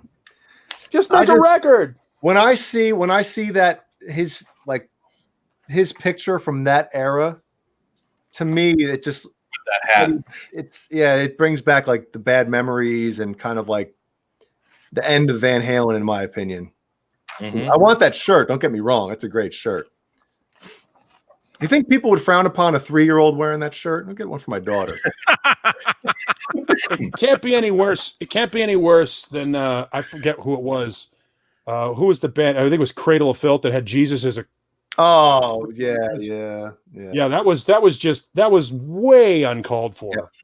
Yeah. Here's how old is this one? This is a Guitar Legends from Oh yeah. 1992. Yep, I have that right over there. I bought a bunch of those brand new. Let me put my cheaters on. It might say display until March or something. April 20th, 1992. It's Yeah. such a great. All the page quality is amazing on that. Yeah, this is what I love about this. Here, let's go old school. Congratulations, Ed, on your first on the guitar that you'll never ever not ever build anymore. Oh, look at all those colors. I'm holding on to magazines for 27 years. What year was that? 92. 92. 92. Was that a PV ad for, or was it No, a no, Music Man? that's On one all. side was PV, the other side was Music Man. The first 2 pages. Yeah, it was Oh, because PV was doing the amps. But yours are stuck together, so you. Yes. Maybe. What were they selling here on the inside? It's the photo issue. This photo not included. Wait, does that say photo? That photo's a typo on that one. Yeah, something else that begins with a P. You got the old 78 World Tour. Yeah. All the old insides, yeah. Before, I mean, what year was that? What was it? Late 90s? When What, the inside? I don't remember. You know, it's funny. Those No, things are it was- done. Mid it to was Those late are done 90s? here. Oh, It they was were done mid here. 90s. Mid 90s, yeah. The last one they did was like 1999 or 2000. This one's 99. It's the same guys that do News Desk and Yeah. the Housing. Mm-hmm. Yeah, it's done right. It was done right here in Scottsdale. Mm-hmm. I think this is the last Van Halen magazine I bought. 2012. Something like that, yeah. Hey, look. Again, just by Ed's hair, you can tell. I Check see it us out. doing this for a long, long time. There you go. And that There you go. 80, Nice. There it is. 81, that picture. This picture, I love the quote. I see us doing this for a long, long time. Wrong. What do you think? So yeah, old Van Halen. I found this. I was like, I got to show the guys sometime. You I got don't this know why I one, still and have them all. it's got a fold out. Oh, cool. Well, I might as well show the whole thing, but it's Quiet Riot on the other side. So, Randy Rhoads, Quiet Riot. Which was terrible. Yeah, which I don't really get. I mean, I know Randy Rhoads was amazing, and everything I've heard, you know, the Aussie stuff was great, but his career was so short, and his catalog is so minimal. I'm in the extreme minority. I thought Randy Rhoads' tone was terrible. All on that Crazy Train, you're in that album. I think he was on 2 albums, right? With that Aussie. Yeah. And then the one live album. I think his tone was very difficult to listen to. Oh yeah, over long just periods of distortion. time. It's distortion turned way up through a clean Marshall, pretty much. There you go, boys. With no mids, you know. I'll show a couple of these real quick. Nice. Van Halen, Oh, there you go. it's serious. You can tell because he has a beard. 90s, late Yeah. 90s, right? Everybody with a beard is serious. That's 95. Oh, no. Okay. 90. That was for balance right there. And then I have busted this one out. Oh, it's my old address. That's all right. Yeah, you can send them anything you Send your want. complaints to that address. All the bills.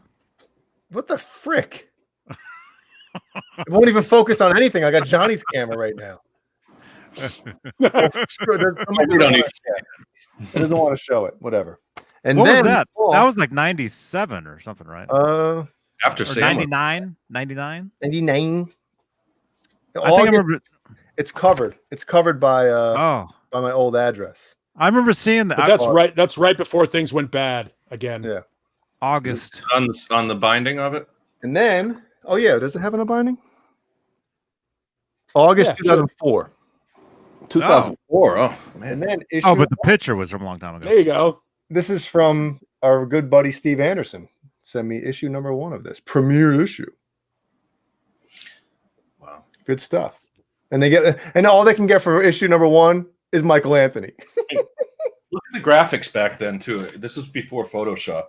Like there's no like the text and everything. It's one font and it's all. There's no kind That's of. when Michael finally got a good hair guy.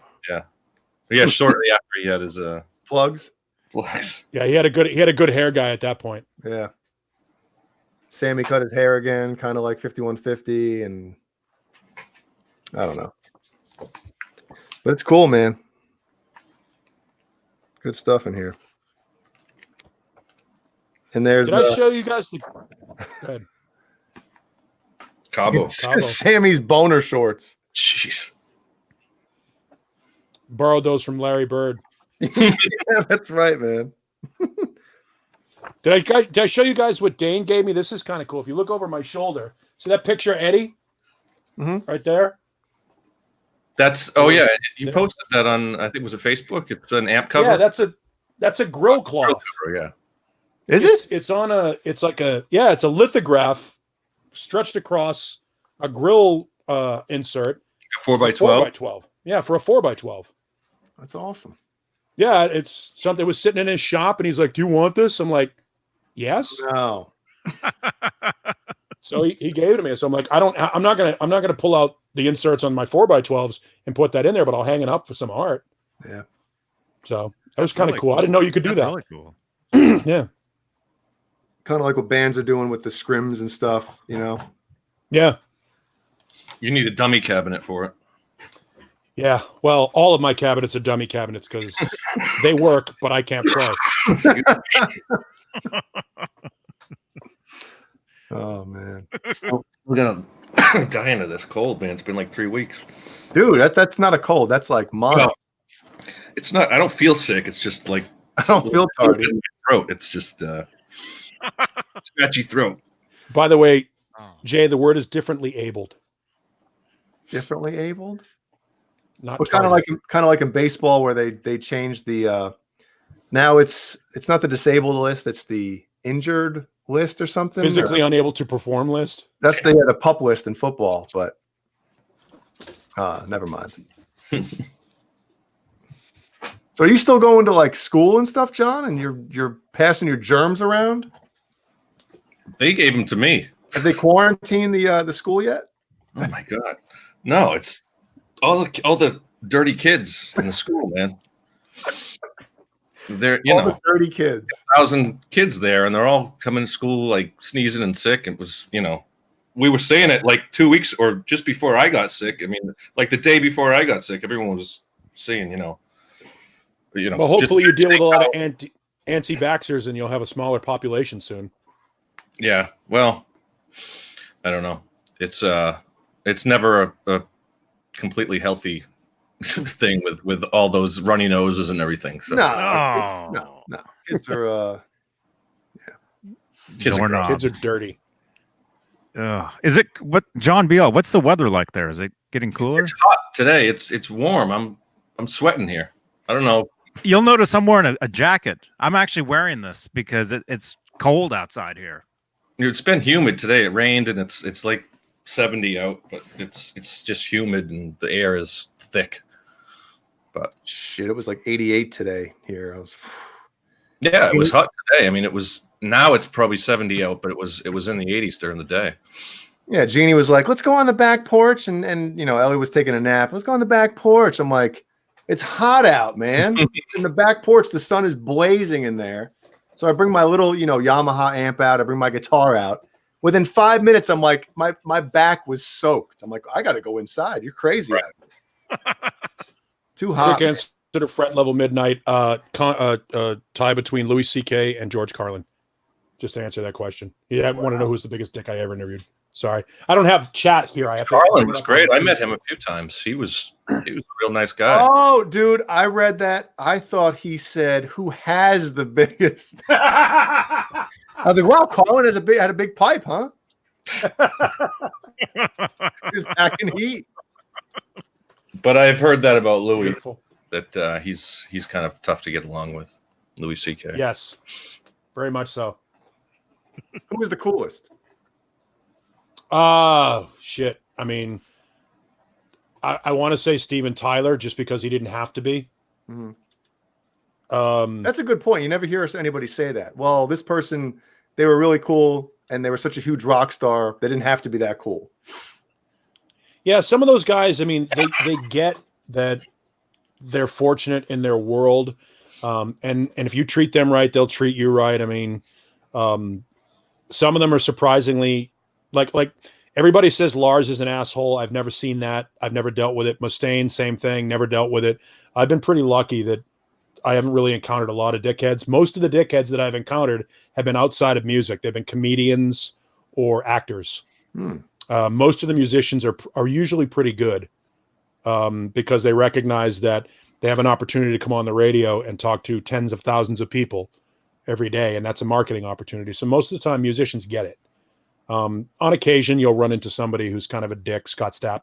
I've heard that. Yeah, but on Ginger Baker. Oh, rest in peace. I mean, Not yet, but He died? Oh well, he was he's on life support, not life support, but he's in hospice. Okay, so which sucks. An amazing drummer, a great. I loved Cream. Super underrated drummer. I know everybody says, "Well, how can that possibly be?" Because he had the misfortune of being behind Keith Moon and John Bonham. He started before those guys, but they sort of leapfrogged him immediately. And it sucks. It's kind of like we've talked about with The Who, where The Who somehow gets overlooked a lot of the time because they had the misfortune of coming right around the same time that the Beatles and the Stones broke, and then Zeppelin leapfrogged them. I would say the only great musician in The Who is John Entwistle. I don't think Keith Moon was a great drummer. Pete Townsend is a great guitar player, but I mean, he doesn't shred and he doesn't have like these fancy solos or anything. He's a tasteful guitar player, like a David. What about Ringo? You guys want to talk about the Beatles? Jay, did you do your homework? Dude, I'm surprised. I checked the last night's video, probably a couple hours ago. And I was expecting to see it like just a laundry list of Jay, you're an idiot, Jay, this. I didn't see any of it. I was surprised, man. I was surprised. Did you see that video that I sent you that video, right? I know I posted it in the Discord. I think I sent it to you and Nesdal. You sent a video. I didn't get a chance to watch it though. It's just audio. It's audio of Van Halen back in 1976 covering the Beatles song, yeah. Baby You Can Drive My Car. Yeah. Mm-hmm.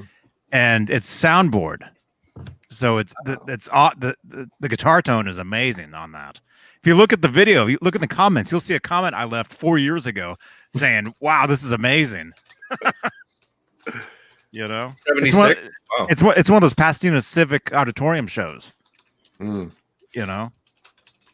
be awesome to get that entire show. 76. Yeah. No, I'm sure it's out there. Look like they're playing, that's back when they're playing covers still. Mm-hmm. Let's not get into the whole conversation again tonight because I don't want people showing up at my house, I don't need that. It's amazing how passionate is one thing about music and about the bands you love and stuff, but some people get crazy when you say, "Oh, I don't like them," or "I don't like this." Like, what? Right. Well, and the thing is, opinion can't be debated. It's your opinion. Right. And if you're into it, great. I mean, just because you don't like a band doesn't mean that they're not great. Like when somebody says to you, "Well, who's your favorite band?" and you go, "Well, Van Halen," and they go, "Well, Led Zeppelin's better than Van Halen." Okay, but you asked who my favorite band was. And my favorite band is what my favorite band is, and it doesn't have to be your favorite band. There's several Beatles songs that I'm really could care less about. The early stuff, I mean, they took such a drastic turn a couple of times that the early 60s versus the mid 60s versus the late 60s was very different for them. So I think, Jay, you would be able to find a few songs that you really like that you would maybe discover from the Beatles that you might really like. But I can understand. They did everything first. Yeah, and I mean I can understand why. But listen, that's what I said last night. Is I'm taking nothing away from what they did and what they meant to rock music in general, or music in general. Right. Personally, they The were world. part of my musical life. Like I said, my parents weren't into the Beatles very much. You know, my dad was more of like Led Zeppelin, the oldies. You know, I listened to a lot of oldies when I was a kid. The Eagles. You know, my dad still loves the Eagles, Pink Floyd. And my older brother, Van Halen and Rush. That was basically what he listened to and got me into. But growing up, nobody was a Beatles fan in my family. So, you know, maybe if I would have gotten into them at an earlier time in my life, it would have been different. But I think it was probably the 20th. Dave was pissed last night, man. He was like, "What?" I think the 20th anniversary of Sgt. Pepper, which was like 87. I think that's when I kind of not really discovered them, but I had become aware of them. And yeah, I mean, I wasn't a fan in those early days, really. It took, you know, a lot of listening and a lot of exposure to them to appreciate everything about them. But they are the single most important band in the history of music. That said, you know, you have to be aware of them. You have to at least, you know, consider them, but that doesn't mean you have to love them. You don't have to like them, but they are absolutely the single most important band because the undeniable are undeniable. They changed the world. There was music, there was rock music before the Beatles, and there was rock music after the Beatles. And the fact that they are the measuring stick against which all rock music has been measured since defines that. I would say that's all we. The stuff all we listen to now wouldn't be what it is if it wasn't for them. I get all that. Right. Now all of that said, were they perfect? No, they weren't perfect. They were the first boy band. They were also first pre-manufactured band. They were the first marketed band. And a lot of their music in the beginning was covers of old R&B tunes. I mean, granted, unlike Led Zeppelin, they at least credited the people who originally wrote them. And a lot of their success, I mean, their songwriting was phenomenal, but a lot of the sounds and all that stuff, that's all George Martin. There we go back to talking about what a great producer can do with a band that has it. But they're still the single most important band of all time. That doesn't mean we all have to bow down and say they're the greatest band of all time. History has already determined that for us. We can argue the fact, but we're in the minority. I'll just speak this instead of typing it. Renus Pinkle, he's asking if I own any Jacksons. I said no. My drummer has a Jackson King V USA, probably from the mid-90s. I think it's like a 95 or something. But the Vs, they're not my thing. I look stupid playing a V. I'm more of the, you know, the super strat type of thing. Is that Kerry King? Or is it just the King V? Dave Mustaine is the King V. Yeah, Mustaine was the King V back then. He put EMGs in it, which, you know, I can really take or leave. Usually fret level, they were manufactured, they were marketed. I'm sorry, I didn't mean to interrupt. No, it's okay. Go back, do your thing. I'll type it to him. Never mind. He returned his RG, and he's thinking about getting a Dinky to add to his collection. You know, it's funny. Years ago, they made a Dinky reverse. Jackson made a Dinky reverse that had like it was a gray stone-looking gray. It was like gray with like black dots and stuff. I remember wanting that guitar years ago. This is, you know, early 90s type of thing. If anybody has an old like AMS magazine or Musician's Friend with that old Dinky reverse, gray, whatever the heck color the real name was, I'd love to see it again. But one of these. What year is that? That's a good question. 94. It might be in there, man. Dinky reverse. It was like a gray slate stone looking finish, and it was only like $500 or $600, maybe $6. Ibanez, Gibson, Martin Jackson. It's got to be after that. But I've never owned a Jackson. Here we go. So I used to want like one of those old school soloists with the cool lightning bolts on it and stuff, but I couldn't afford that. We got the Rhoads, JSX, JDR. I don't know what. There's only a regular Dinky that I can see. Sorry. I don't know. Here's the Jackson selection. don't know if you can tell. I used to stare at the Jacksons a lot, man, in those magazines, wanting one, but I never got one. I've never owned a Jackson either. Like I said, this is a dinky body, but Well, I dig the maple neck with the black inlays, man. That looks really, really cool. the Warmouth neck. But yeah, I don't think they ever really made one that had a maple neck like that. A dinky, anyway. Mm-hmm. By the way, dinky is the kill word for my dogs. Is it? As soon as you say no. I was going to say say dinky, they went nuts. Let's see what else is in here. What other good deals we can get from 1994?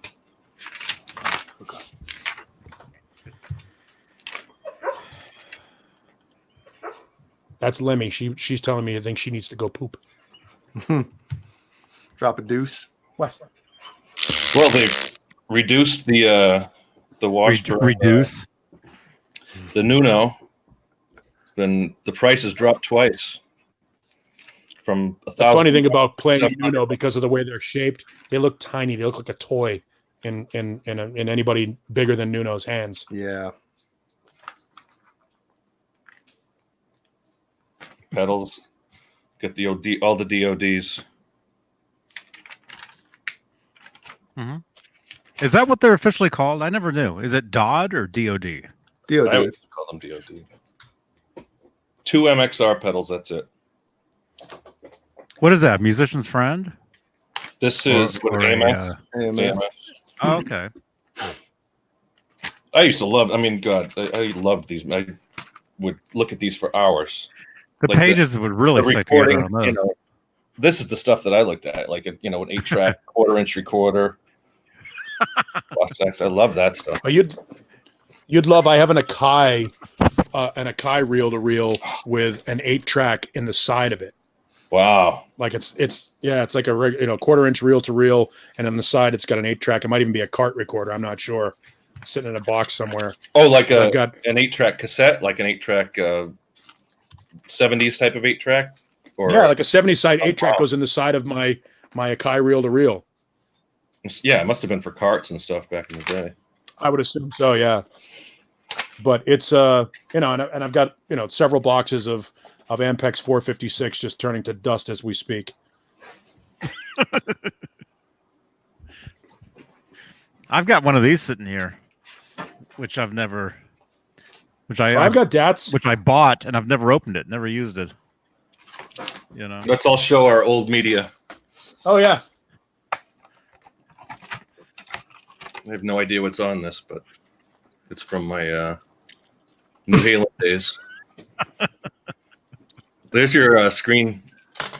3M. Here you go, Johnny. I have a 1/2-inch tape somewhere. That's it, huh? DAT. And I've got mini disc players somewhere too. The flaccid?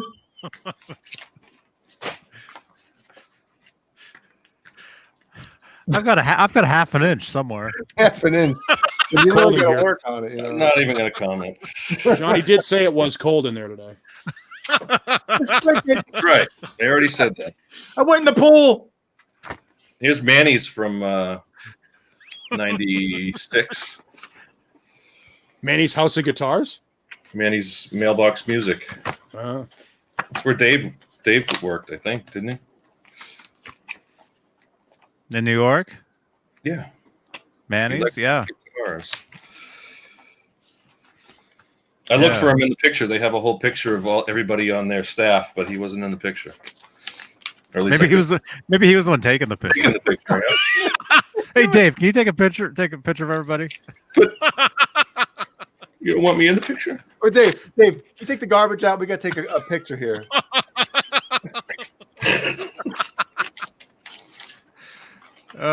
Well, he said he worked there from 94 to 94. 94 to 94. Something like that. Or 95. Maybe he was there in 95.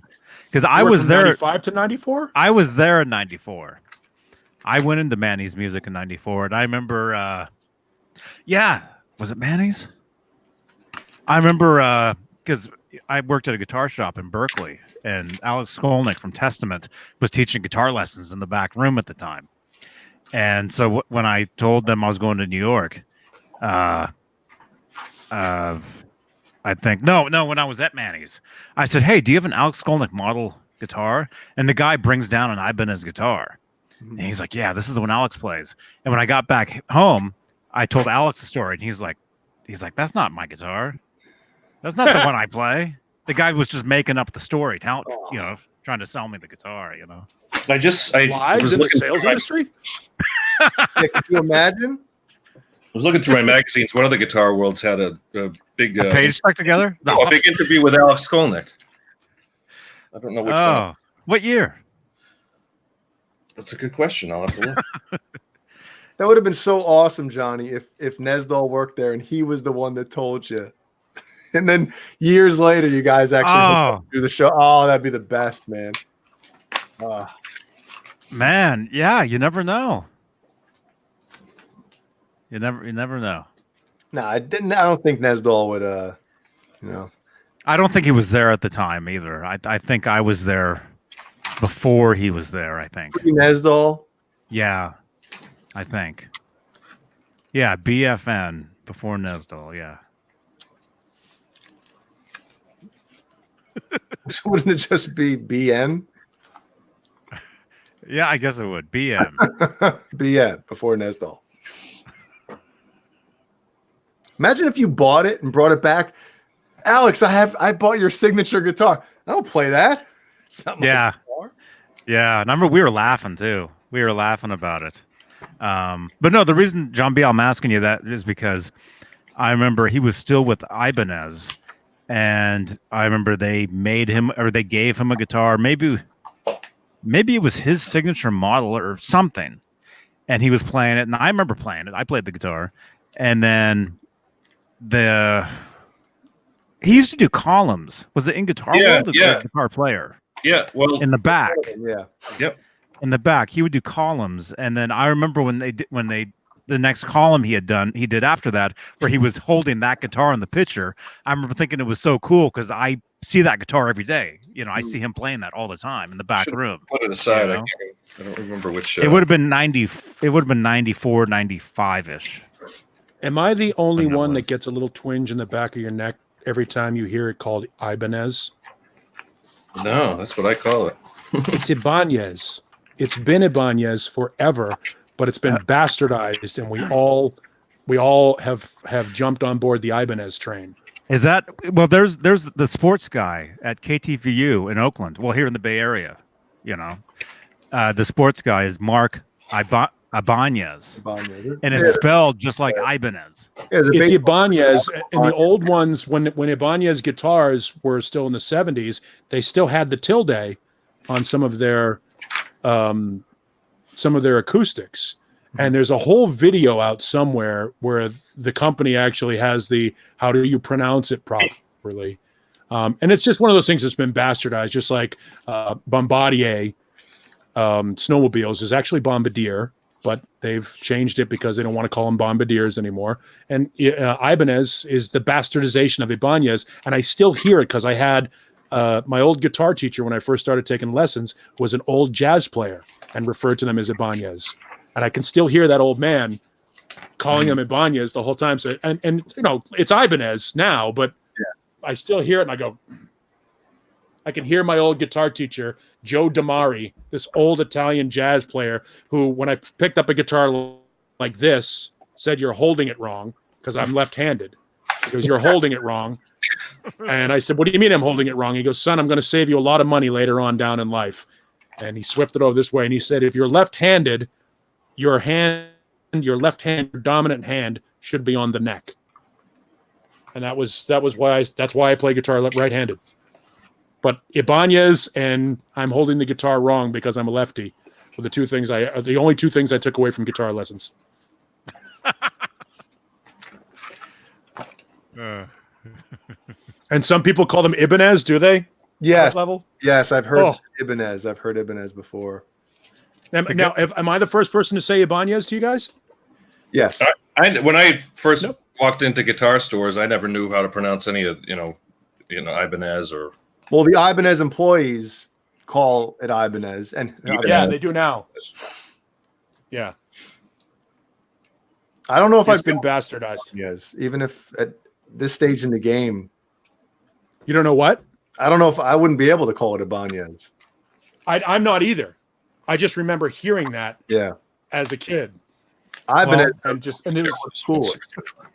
I've always wondered because, like I said, for the past 20-something years, the guy on the news is Mark Ibanez. Yeah. But it's spelled Yeah. just like Ibanez, and so I've always kind of wondered, is that the actual way you say it? Yes, that's the proper way to say it, but it's been bastardized. Just like my bad is not real either. My bad is a bastardization of my bag. When Really? you get caught holding when you get that my bad grew out of my bag, as in whose bag of pot is this? Oh, that's my bag. When you get caught holding the bag or you get bagged, it's my bag. And it has become my bad. It's another one of those bastardizations. It's the dumbing down of America, damn it. Oh, my bag. Yes. Idiocracy is real. Leave me alone, Beane. Those pages still stuck together? Still Yeah, can't- John is over there. No, John's over there with goo gone. He gooed He's on. like, Now he's got it on. He's I like, don't I know. don't remember liking this picture. Here's a skull Gooed on. column. Gooed. What? But Oh yeah, there he is. Oh, that was like I don't know whether there was a whole article about him in one of these magazines, but I don't know which one it was. Anyway, My dog dropped a ball underneath this desk, and he's afraid to go into the darkness. His big, tough German Shepherd is afraid to go get his ball out from underneath the dark desk. Go ahead, you pussy. Whoa. Go get it. Go on, dummy. Blank Willow. I've got cock. Big cock.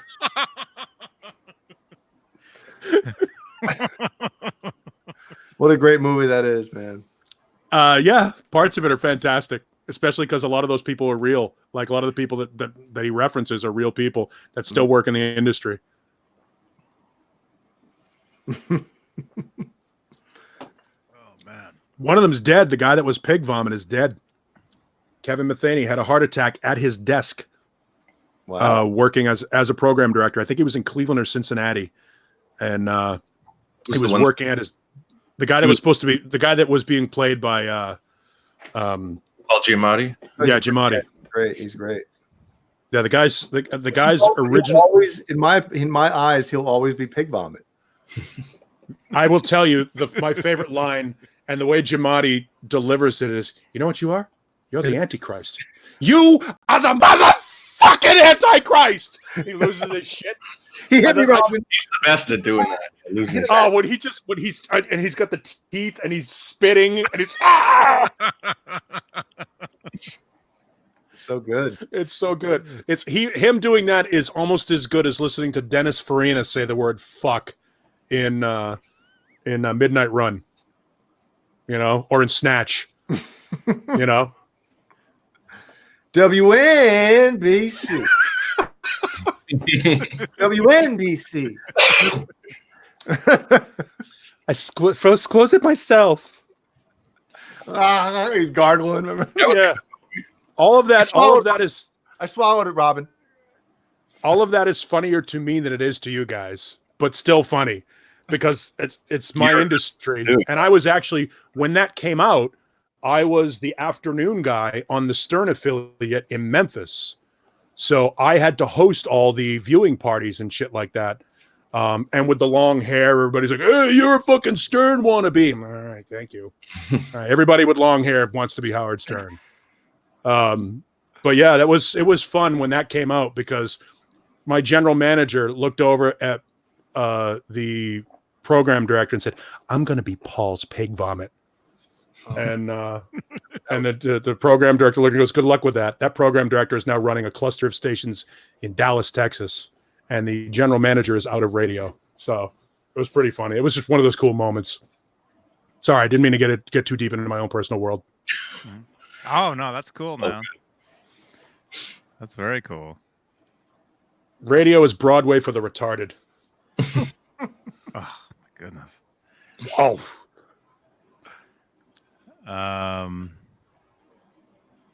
Yeah, man. Yeah, that movie. I saw that in the theater the day it opened.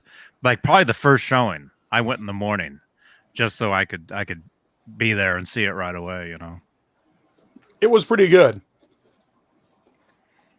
When you were in the theater, did you ever work with a kielbasa?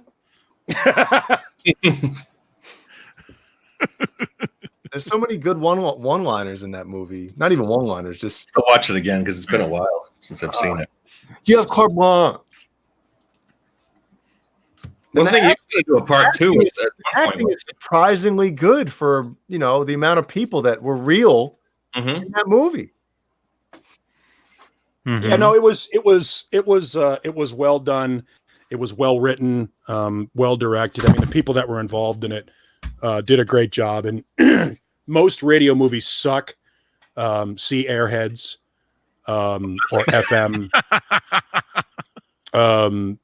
But the two, I mean, Private Parts was good. Talk Radio is really good if you haven't seen that. Very, very disturbing movie. That's Eric Bogosian, but it's an Oliver Stone movie, so you know it's dark. How about Pirate Radio? Have you seen that? Pirate Radio was pretty good. I liked Pirate Radio because it did capture a lot of the scumbaggery and egos that exist in the industry.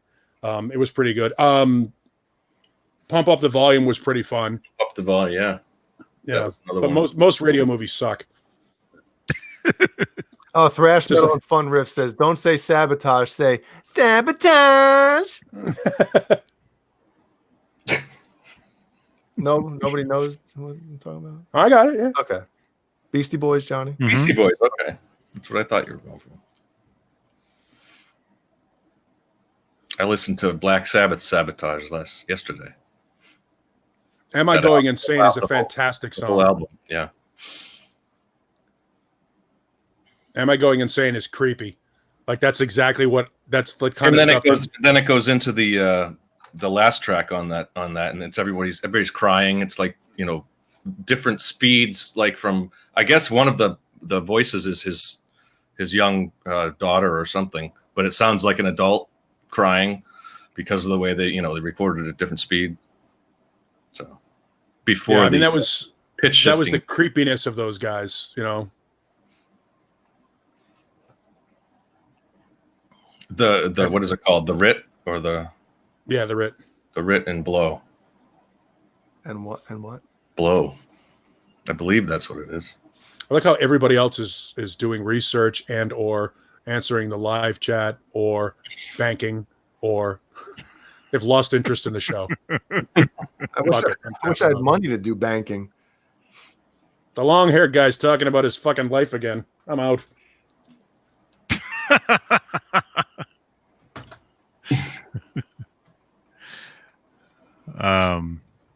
Oh goodness. Guitars. How's that guitar doing, Jay? Dude, these pickups, man. Dude, these pickups, man. These pickups. John BL, I know you're not a big aftermarket pickup guy. No, You take one guitar that you're like. Well, I'm still in the process of building one, so I'm gonna experiment with the pickups and when it comes time for it. But these bare knuckles, man. I can't believe how good they sound. And this bridge pickup is a Ragnarok, which is super duper hot, super high gain. When you split it, dude, the single coil tone out of this thing it shouldn't sound as good as it does. I was telling Craig, Guitar Wannabe, he went ahead and ordered some bare knuckles as well, and they're awesome. They really are. So if anybody's looking for pickups out there and they don't know what to get, give Bare Knuckle a hoot and a holler. Tell them we sent you. And you can get that's the cool thing about them as well is every color they make and every different option they have. And you can get every pickup they make in 6, 7, and 8. Interchange any of it, yeah. Yeah, and a couple pickups they have like certain custom covers that you can't do in any other pickup, but it's, I think probably for an endorser reason or something like that, or endorsee, whatever. But It's They're amazing great, man. what the pink accents do for it. Well, this I was, we talked about it last night. It kind of looks darker than it really is, especially that angle. Jesus Christ! But hold on, Switched. Mhm. They look lighter when you pull it back. Yeah, let me put the flashlight. That doesn't help at all. Because even the guitar, dude, this guitar is neon. It's not yellow. It's like a neon, fluorescent looking color, and it just doesn't show up on here like that. But, and again, I've said it before, I contacted Tim from Bare Knuckle and told him what guitar I was putting these pickups in. And Bare Knuckles have like a squared, the legs on them. You see that? How it's rounded? Like this is the DiMarzio. Looks like yeah. Yeah.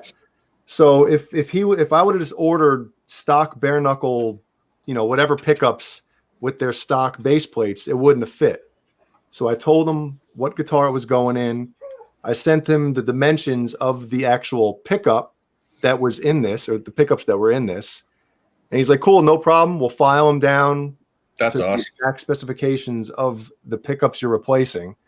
And the guy that put them in said, dude, these things dropped right in, no problem. So again, You have to powder coat that trem and those tuning keys to match the pickups now. Well, it is the Cosmo Black, which I love. Well, then get another trem or get another replacement that you can put on there. Dude, the low pro edges are so expensive now. I know, but it doesn't look finished. Like your OCD has to kick in. That trem needs to be hot pink. That bar needs to be hot pink, and your tuning keys need to be hot pink, and the locking nut up on the headstock needs to be hot pink. You're missing something, Paul. You're missing something, man. Where do you want to take it?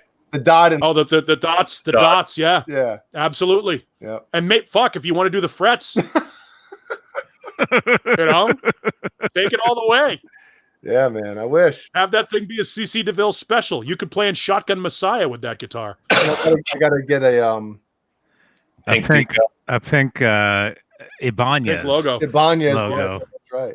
Yeah, do it with an E. Ibanez. Put an E in front of that. Yeah, Ibanez. Actually, put that logo That'd be back up cool. to the camera again. Yep. All right, because the way the Prestige was, I was like, there's still a tilde over that E. Oh, the little dot. It looks like there's a dot over the Prestige. Prestige Yeah. J. Never mind. Yeah. I was just thinking of getting, because they sell, you can go on eBay and get the decals, or sorry, the decals. Decal. And instead of like not covering this, just If it's in cursive, it's a decal. I'll show you. Yes. Decal. A friend of ours calls them decals. Oh, really? That's where that comes from. Yeah, So is the that old friend school of yours from Canada? he is. Oh, From does he have Canada. a mustache? No, mustache. he's one of our only few Canadian friends. Yeah. The rest of them. Yeah. hate See us. that your Ibanez logo is as faded as mine on my gem. The neck, the headstock logos fade. Mm-hmm. Yeah, They're not as deep green as they were originally. That I used to call Steve Vai green. So I was thinking, if I get a hot pink Ibanez logo, I'll cut out the, the logo thing, the pink one, and put it around the black of that, just to kind of have a little bit of a contrast or whatever. But we'll get there eventually, one step at a time. That's cool. Oh, look at this thing. I've had it, dude. This neck, the old 91, Oh yeah. dude, thin as hell. Yep, they didn't mess around back then. And you're a big 7-string guy, obviously. Yeah, when I started playing them, I think it was the first RG 7620 that came out. I believe it was 97. I bought one of those, and ever since then, and Nesdal was like, "Dude, get a 6-string gem, get a gem," and I'm like, I want one. Don't get me wrong, but especially like I was playing the Wolfgangs for a while, and it's just weird. It's like when I play a 7-string, it feels like a normal guitar to me. When I play a 6-string, it feels small. It feels like I'm missing a string. You know what I mean? Mhm. Kind of like the exact opposite. A lot of people that pick up a 7-string feels like a guitar with an extra string. And when I play a 6-string, it feels like a guitar missing a string. So that's how it is, man. You just get used to something and you play it for so long where it just feels normal and natural to you. Mhm. That's why I don't bond with the EVH Wolfgangs, the Fender EVH Wolfgangs, because they feel like a toy in my hands. They feel so small after playing Les Pauls. You got that big baseball bat neck, and you're used to being sort of grabbing that hunk of wood, and then you grab this little sort of tiny thing, and they always feel like they're a shorter scale, but they're not because of the way the neck goes into the body. I tried explaining that to Johnny and Dave one time. Like, it feels like if I close my eyes, it feels like I'm there's a fret missing. Like, it feels like when I'm on the first fret, I should be on the second fret. Yeah, then the neck it joins the guitar so deep into the guitar that it feels like a short scale, like a 3/4 scale on the Fenders. I don't get that on the Ernie Balls, and I get it to a lesser degree on the Peavies, but on the Fenders, for whatever reason, they feel much smaller. And maybe it's, just because I'm much fatter than I used to be.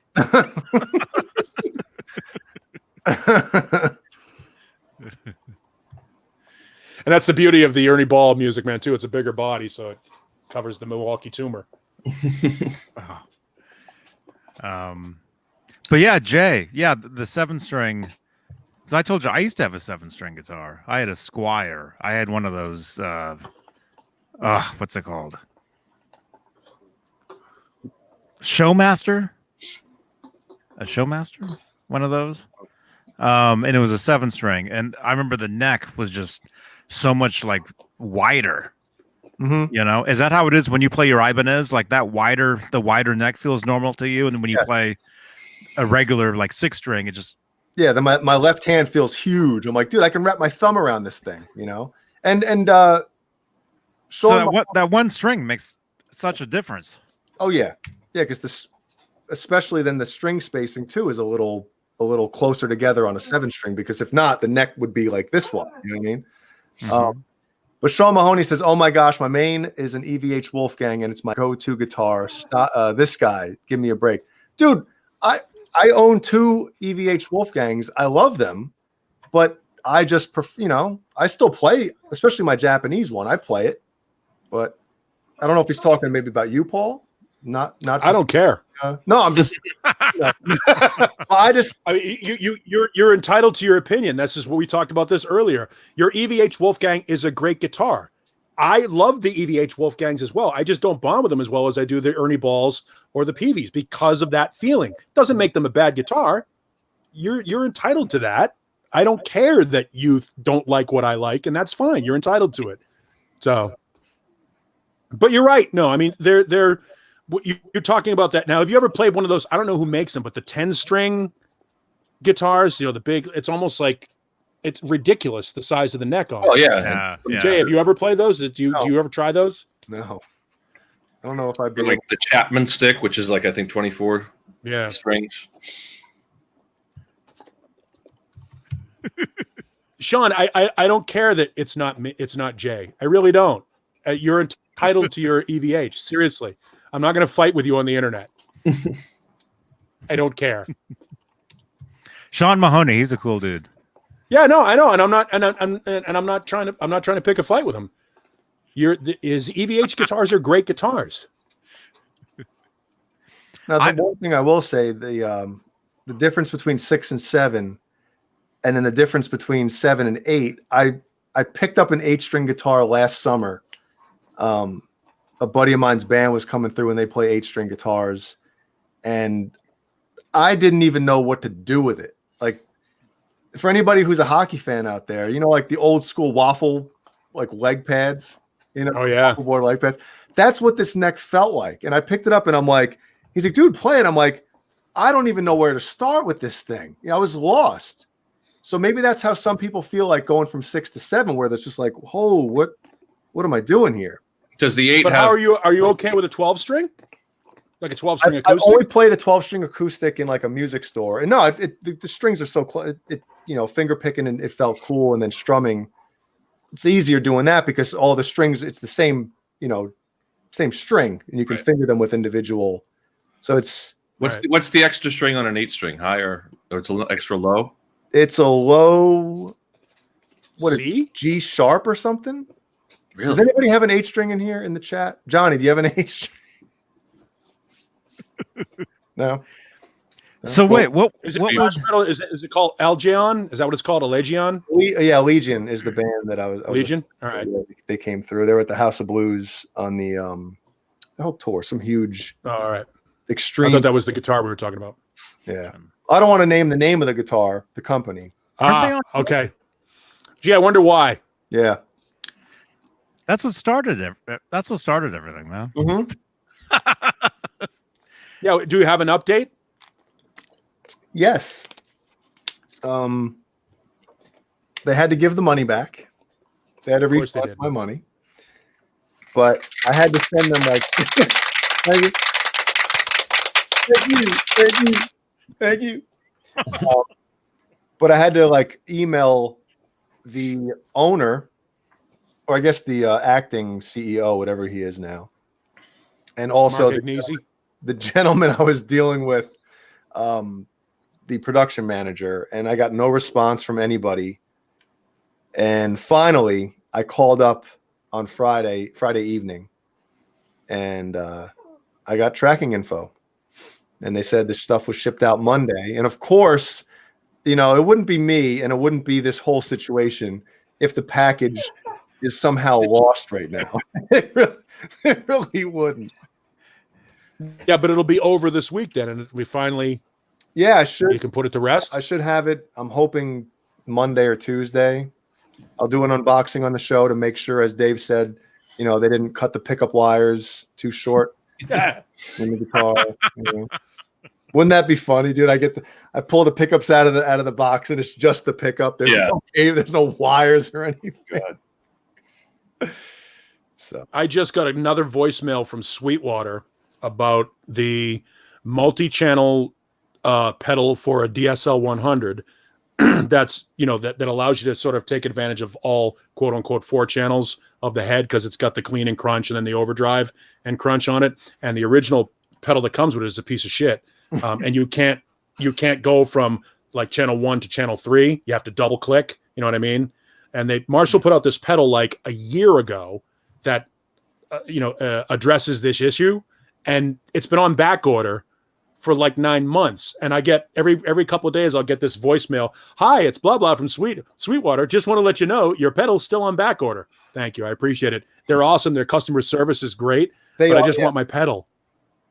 You know, they're awesome. They're great. They sent me their massive telephone book catalog. Mhm. You know, they know they've got me hooked now, and I'm going to be spending a ton of money I don't have on their stuff. But talk about great customer service. I just wish Marshall would get these pedals mailed out so that I can get the pedal I ordered in May. yeah. I've had good luck with Sweetwater as well. Last Christmas, Santa brought me the Morally Bad Horsey 2 wah, and I remember, Johnny, I sent you and Dave a video on Christmas Day of me stepping on it. Wee, wee. The thing was just like a squeaky door, man. And the day after Christmas, I called them, and they were super awesome. Sent me one out, no issues at all. And you know, they actually called back and asked, "Hey, is everything okay with the new pedal? You know, anything else we can do for you?" I think they actually threw in like the power cord for free for it. You know, like just to say, "Hey, we're sorry for you getting a lemon." That's good. Yeah, That's really cool. It ought to be. See, a company that goes the extra step because they know if they make you happy, they have a lifetime customer. Well, and the other thing about it is, I try to find somebody that has a bad story to tell about Sweetwater. I don't know. Nobody. Everybody. They're doing a great job of becoming the internet's go-to music store. You know, everybody around the country universally goes, "Oh, Sweetwater's got it." Mm-hmm. They just naturally assume that they're going to be able to get it from Sweetwater. And they're great at it. Wow, something special just happened right now. Uh-oh. It's the area underneath my work desk. I have this, you guys saw when I showed you the camera a couple of weeks ago, my work desk is this big, long, like 6-8 foot piece of plywood with decoupage, Steve Vai sheet music on it. In between the two towers where I put my computer, my desktop computers, is a little dog bed that the dog that I had before these two, my female, used to sleep on all the time. And she passed 3 years ago, almost 4 years ago. And I've kept that cushion there just to have it there, just to remind me of the dog. And everything falls underneath there. And we were just talking about a couple of minutes ago about my male dog not wanting to go in there and get a ball. My female, Lemmy, just crawled in there and laid down on it for the first time. I've had her for almost 5 years. Wow.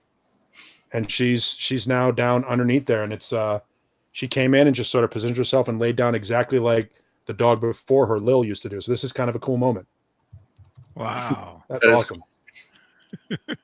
She's a good dog. I have a tear in my eye right now. I'm going to cry like a bitch. She's a good girl. That's very cool. That was a moment. Good for Lemmy. She's I have issues with her. She was feral and tough to trap. So she's very afraid of everything. And her claws right now are too long and I got to clip them. And I can't grab her feet and clip them. She'll run away. So I'm trying to get her comfortable. So this thing here, this moment of her coming in and getting comfortable laying down here is kind of a cool moment. I'll finally be able to cut her friggin' toenails. How long have you had her? 4 years, almost 5 years. She's probably 9 or 10 now. I got her when she was probably 4. And she was feral and got trapped. She was living on a construction site. And I think kids were like throwing rocks at her and shit like you do, horrible shit that they do to stray dogs. So she's been sort of a reclamation project. People that do that type of stuff should be buried. And I stoned like in the old days. Not there should be curb stomped like fucking American History X. Yeah, there you go. So she's such a good dog, and she just wants to be loved, but she's so afraid of everything. Like I can leave the front door and back door of my house wide open and the gates wide open, and she won't leave. She's so afraid to do anything. So this kind of moment is kind of her now taking possession of this area is cool. Did you get the other one at the same time? No. This one here, he came about a year ago this month.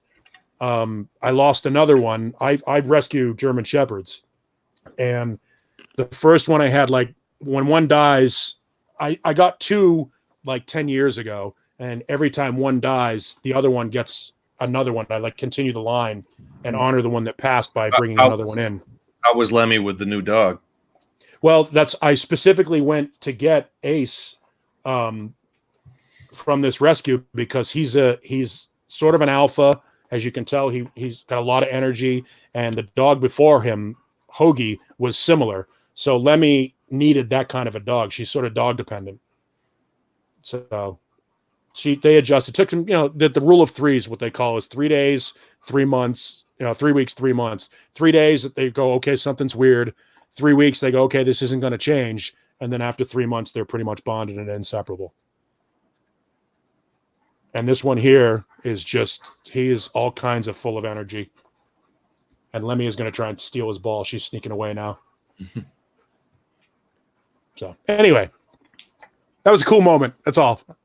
My little dog moment. And see Lemmy behind there. See her head down there. Mm-hmm.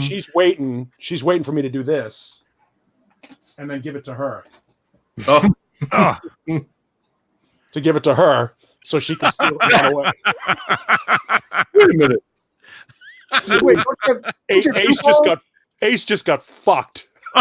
Oh, man. Ace is like, wait, don't you have 2 balls? We have. No, my wife took the other one. I lost it in the divorce. Oh my gosh. They have dog beds in every room, and I have a canvas bag of all these squeaky balls. The first thing I do is take a screwdriver and poke the squeak out of them for good reason. Because it's all they're all over the house. I fucking trip on them in the middle of the night. For Christ's sake. Who put this damn ball here? Get this fucking ball out of the hallway. Put him in the box, for Christ's sake. Real quick, Front Level Midnight. Have a good night. Thank you. Good night, Caleb. Happy birthday, Caleb, again. And happy birthday. Did you guys see the Caleb doppelganger that I saw? Put it No. on Discord. Yeah, I saw that. Where was that? That was in the Discord, right? Yeah, well, I on the Van Halen news desk, they had a clip of these guys going to the Met in going to the, what do they call it? Might get loud thing. Might get loud. So in the background, there was this guy who I thought looked pretty Caleb-like. Dude, First, if you just showed me the pictures right now, I'd be like, dude, that's Caleb, right? right? So, but the guy's just kind of just like lurking in the background, and he's like in this picture, he's like looking at inspecting the guitar in every angle and everything. But yeah, I thought that was funny. Good night, Renus Pinkle. Good night. So, yeah, I saw the Caleb flying Eddie video that's making its way around on Facebook now. It's pretty good. Yeah, all the pictures of him, in the Frankenstrat. What did he do? The one with his hand in the front. Did he must have photoshopped that, right? I mean, because because he'd have to go around the case. Like little. He's got some long ass arms. So. Yeah, I saw the case, and I don't think he was able to go all there. I don't think he had time to do any editing of that sort. I don't know. Maybe. But so yeah. What else is new? We talked about Gibson. We talked about Hetfield. Did you see that? You guys had to have seen the video of Roth. Oh, the rehearsal. Yeah. 4 guitar players. Seconds of it. 4 guitar players. Is that what his band's gonna have? Sorry, Caleb. Sorry to interrupt. Caleb said yes, it was photoshopped. Okay, thanks. Oh, okay. There you go. Yeah, 4 6-string guitar players and a bass player on stage, and it takes 4 to try and replicate what Eddie does, and they still fail. There are so many people that can play like Eddie, yet when it comes time to do it, they can't do it. And you're talking about that clip, huh? Yeah, I watched that last night. Yeah, and Dave is, Dave, not good. And it's funny, a buddy of mine goes, am I misremembering this, or was there a time when he could sing? And I'm like, no. He's always been sort of that thing. Yeah. He was just younger and spry, and we didn't care then. Once all that magic went away, the things that we weren't paying attention to have become glaringly apparent. It's like Fonzie. Right. Same type of thing. Once he got a little older, it's like the charisma and that young, energy and just what he was isn't there anymore. And it's like, that shit doesn't work anymore, dude. So here's the question.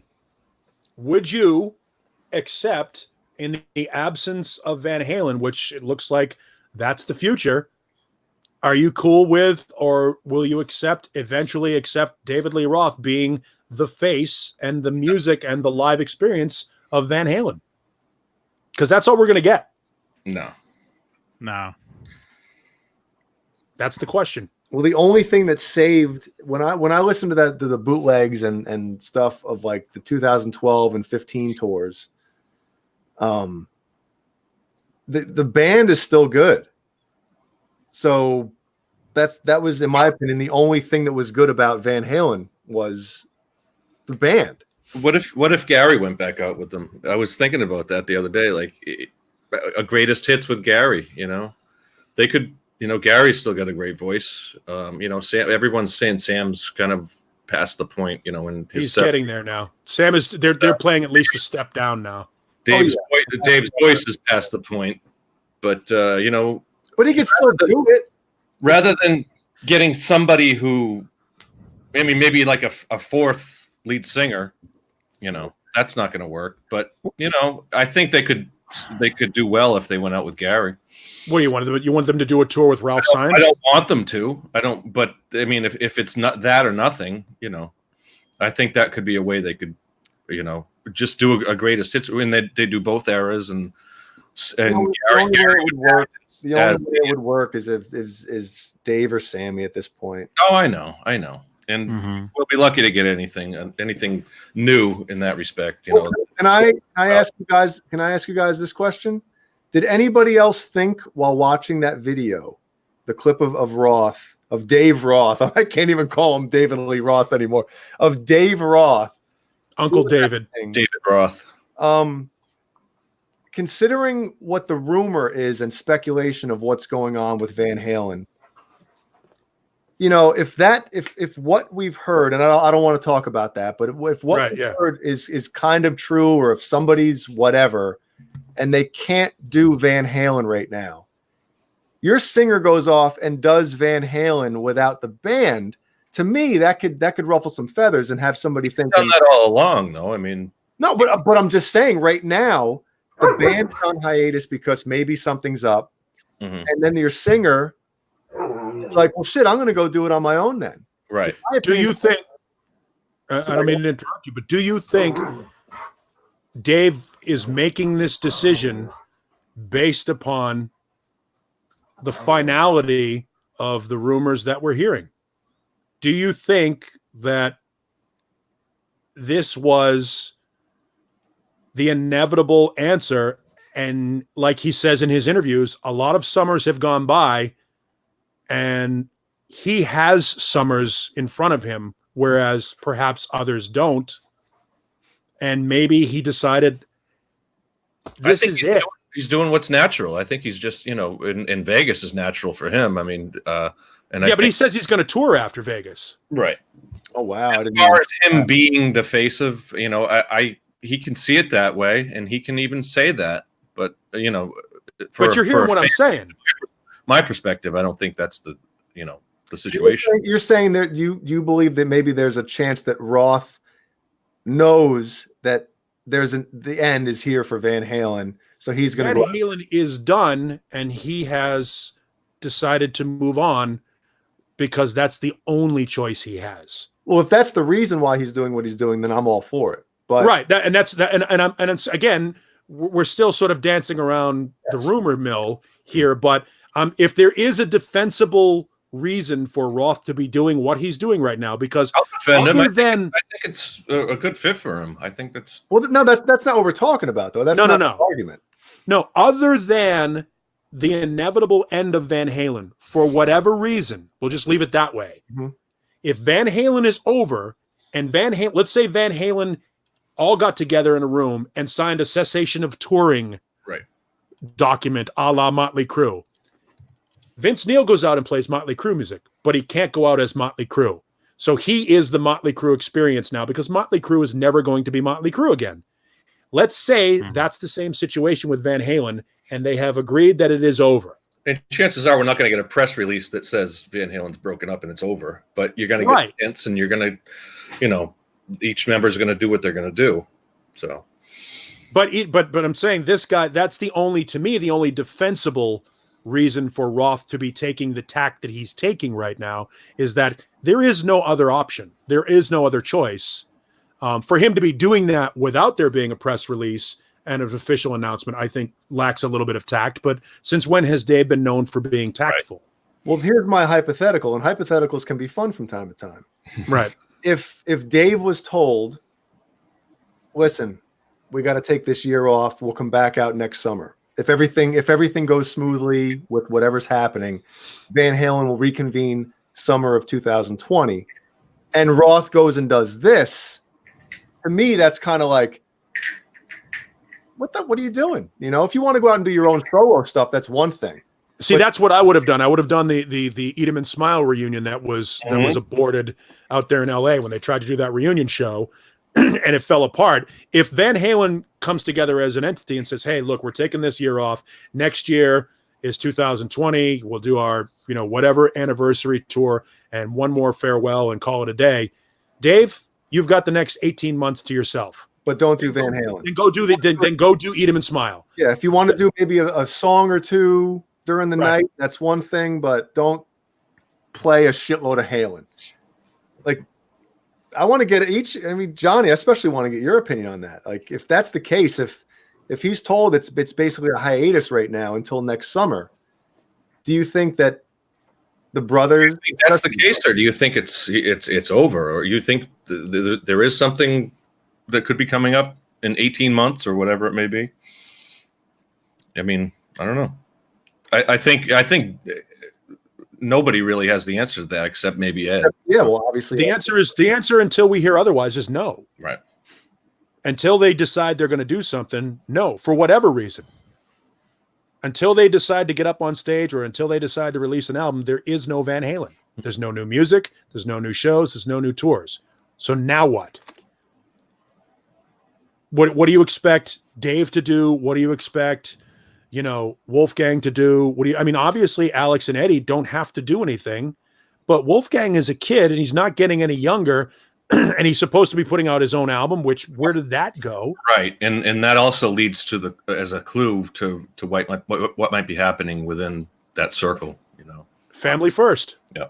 I think didn't Wolfgang record on somebody else's record? Or he's going to be working with somebody else.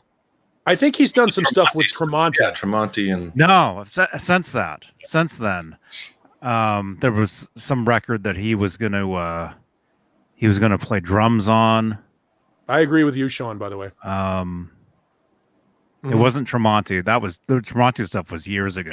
Yeah, at this point. That was a long time ago. So I think he's doing something with somebody else, or he's basically playing drums or something on somebody else's record. I think I heard something about that or read it. But even like Paul says, for a young guy who's, was Van Halen made him, that tour, those few tours with Van Halen made him put him in the spotlight and showed that he's a very competent musician. So why hasn't he released the album? Why hasn't he been, in the news? Why hasn't there been anything about that? So like you say, family first, it could be, that could be the. Hi, Caleb. Caleb. Just when I think I'm out, they pull me back in. Well, hold on a second. Mad Dog said Dave has the right to sing those songs. Of course he does. Sure he does. But at the same time, with the way that Eddie can be, Sammy has all the right in the world, as Michael Anthony does, to perform live the songs from the Hagar era. Mm-hmm. But a few years ago, we all remember that Eddie tried to put a kibosh on those guys singing or performing those songs live. So that's what that's kind of my argument not argument, but like kind of like discussion point right now is if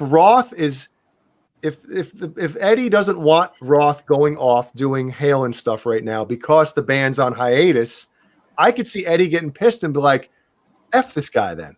If he's going to do Halen stuff, while Halen is still a thing. Well, let's look at it this way.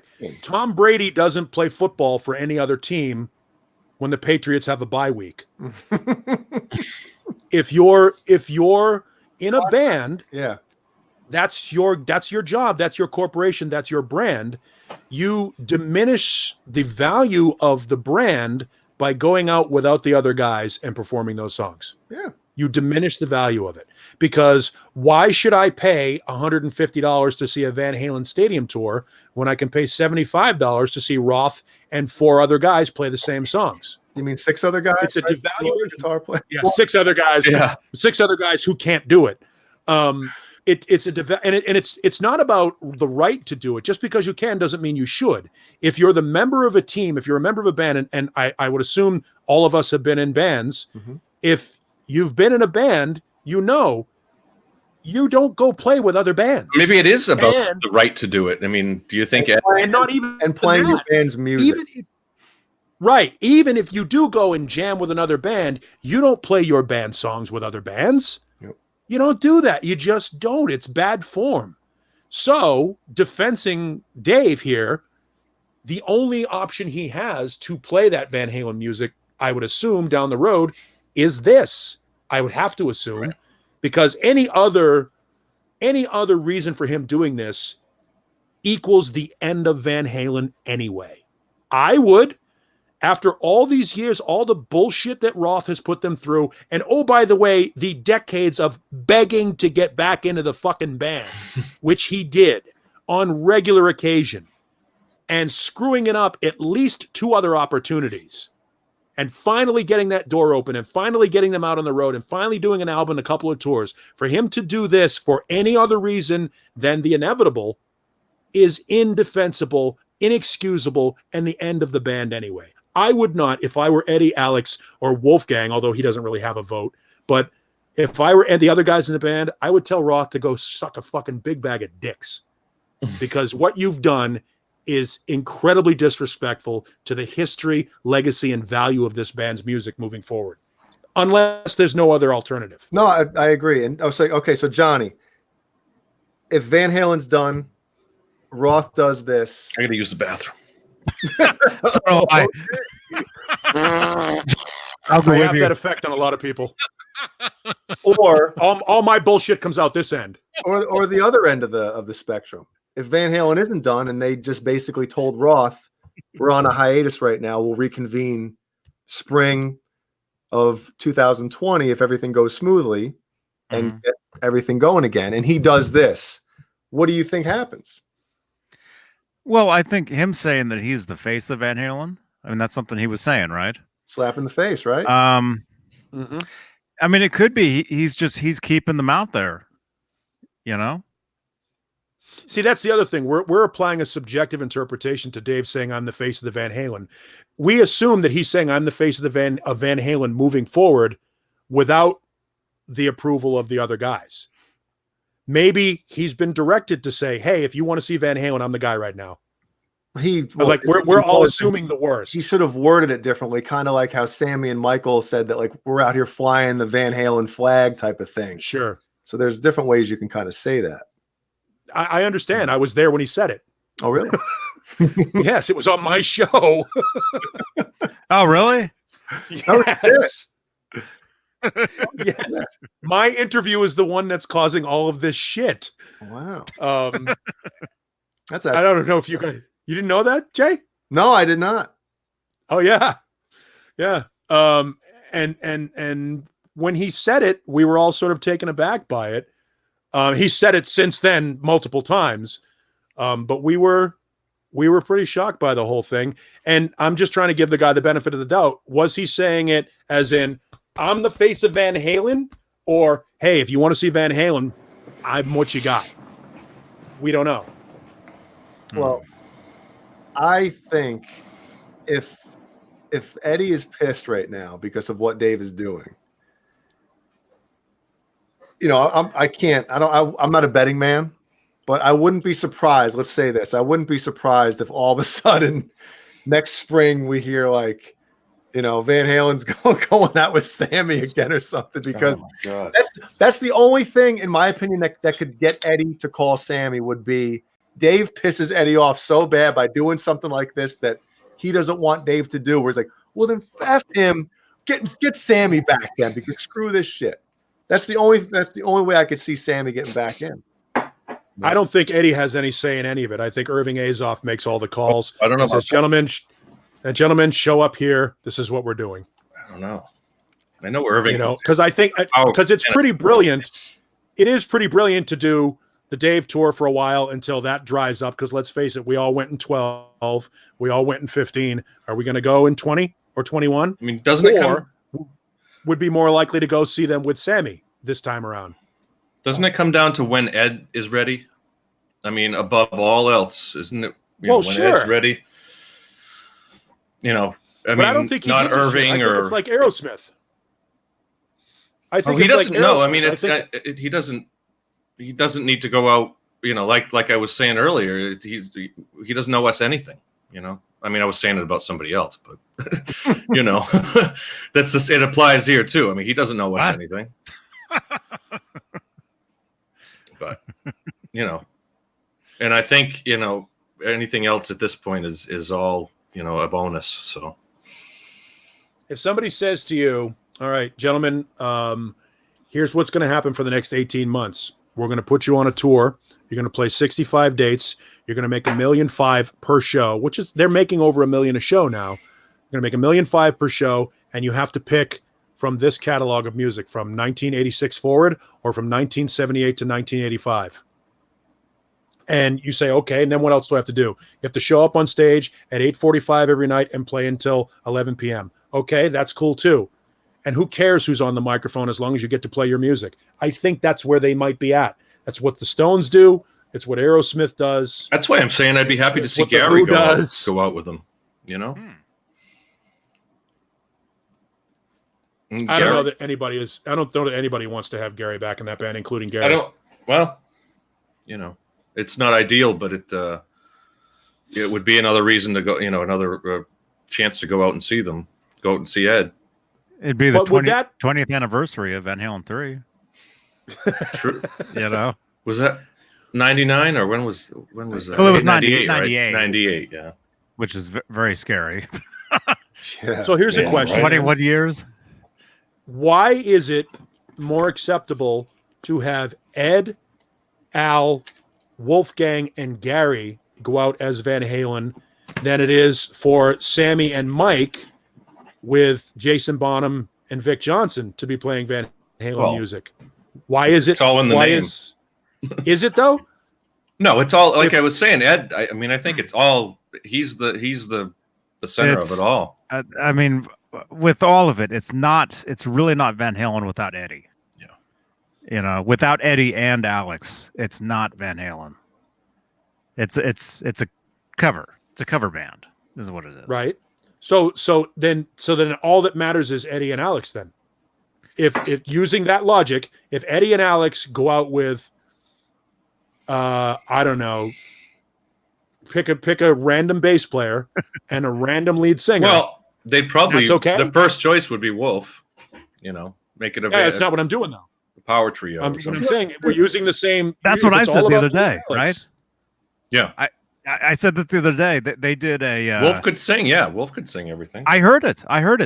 They did a sound check back in 2015 with Wolfgang on vocal and bass for Al Waite, and it was just the three of them, and it sounded good. Mike could sing. You know? Well, yeah. I mean, if you want to do the power trio thing, Mike. You could do it with Mike or two bass players. No, you get Wolfgang on rhythm and guitar. And if Wolfgang wants to stay in the band, that's his call. I mean, I'm sure Ed would, you know, if Wolfgang wants to step aside for Mike to come back for some reason. Paul, back to your question before. You know, I understand like the whole like Eddie is you know Van Halen and it's not Van Halen without him. But in the general, I guess, think of every band that's been around, right? When the band goes out without the singer, without the original singer or something, and they have somebody else singing those songs, most people consider like the singer like the front man of that band, whereas, you know, musicians that are fans of something like Judas Priest when they had Ripper in there. Yeah, but he was awesome. He was awesome. Well, yeah. But I mean that worked out. But they were still playing much smaller places. You have like with Foreigner and Journey and stuff like that, when you don't have the original voice of. Oh yeah, Journey's another one. Yeah. Most fans are like, that's not the voice I remember hearing. So it's I think for Van Halen, it's casual fans that would feel that way. But see, here the thing is, with all due respect to Edward Van Halen, it's easier to replicate Eddie Van Halen's parts in Van Halen than it is to replicate Sammy or Dave's parts. Voice, yeah. Respectfully, and I'm not saying this to swing from his nuts, but Caleb Rappaport can play everything. Mm-hmm. Especially Sammy. Bart Walsh can play everything. You know, you can get a guitar player to approximate Eddie Van Halen's tone and play every note and every riff exactly like Eddie Van Halen musically to recreate it. So respectfully, well, that's what Dave's going out with. Exactly, but yet he's not able to do it because he doesn't want to pay a real guitar player. He doesn't want to get real players. The only guy that I know that's in the band is Brett Tuggle is still playing keyboards with him. Yeah, because I watched the clip and I didn't do any research on it. I didn't look who was playing, but I I didn't recognize any. I almost didn't recognize. Well, yeah, I did recognize Dave by the moves he was doing, but But I saw online a lot of people were complaining about something about that clip, and it seems like what's going to happen with this Las Vegas thing is the gear these guys are using. It's not like every guitar player was playing single coil guitars. yeah, Strats, yeah, which is not an Eddie Van Halen. no, The tone wasn't there. I mean, the sound, it was way too thin sounding. yeah. I'm not expecting him to play, a Frankenstrat or so, like a Eddie Van Halen guitar, but play something that can get those tones. You think it might be more loungy, like the way Dave was in the, the kind of lounge act type of thing? No, I think it's going to be like your Filthy Little Mouth tour. Well, yeah, the Dave solo stuff that, the late Dave solo stuff that, and then that's why I say Las Vegas is such a good fit for him, because he's, when he had Terry and was it Terry Kilgore and Steve Hunter? Was that the other guitar player? Steve Hunter was, and did he? I don't know if he ever. I know Steve. I know him. Oh, I don't know. Didn't he? He played on your Filthy Little Mouth, right? He played. That just sounded bad. Yeah. I don't know if he played on that. I know he played on A Little Ain't Enough with Jason Becker. They were the guitar team for that album. And Steve Hunter goes way back. He played live with Alice Cooper. Maybe it was Mike Hartman in the 70s. Mike Hartman was on the what was the one from in 99 in 98 DLR band. DLR band. That was Mike Hartman, and then he passed away shortly. And John Lowry ended up doing that record. Probably. Yeah, John Lowry ended up being the guitar player on that record. So my point being that band in the mid 90s, that David Lee Roth band in the mid 90s, was more credible than the David Lee Roth band that he has right now. I think Ray Luzier was even playing drums for him at that point. Mm-hmm. And it was, he's got four guitar players, a bass player, and a drummer. So 6 guys in his band trying to approximate what he did with Van Halen right now. How many bass players does he have? Yeah. I'm looking at the your Filthy Little Mouth, and I remember seeing that for 99 cents at Circuit City. Wait. We already made that joke. Who was Dave's guitar player on the Sam and Dave tour? That was Vic. It wasn't Bart Walsh. It was. That would have been Vic. No. Vic was with Dave. Sammy. Dave. Dave's guitar player. I don't remember. It wasn't Bart. Because I saw that, and he opened that night. Roth opened that show, and it was just, if you closed your eyes, man, you're like, holy shit, it's Eddie Van Halen up there playing with Dave, man. He was good. He was good. But that's the thing. Like I went to that show. Me and my brother went to that show. I remember Brian Young, I think. That could be it. Yeah, okay. Brian Young. Yeah. And that's what everybody wanted to see. They wanted to see Roth. Brian Young was on Diamond Dave album, and that was 03, so that was around that time. Yeah, that makes sense, man. And if I remember correctly, he was playing. You're right, Soda. It was probably Joe Holmes and Terry Kilgore. He was playing a Van Halen guitar,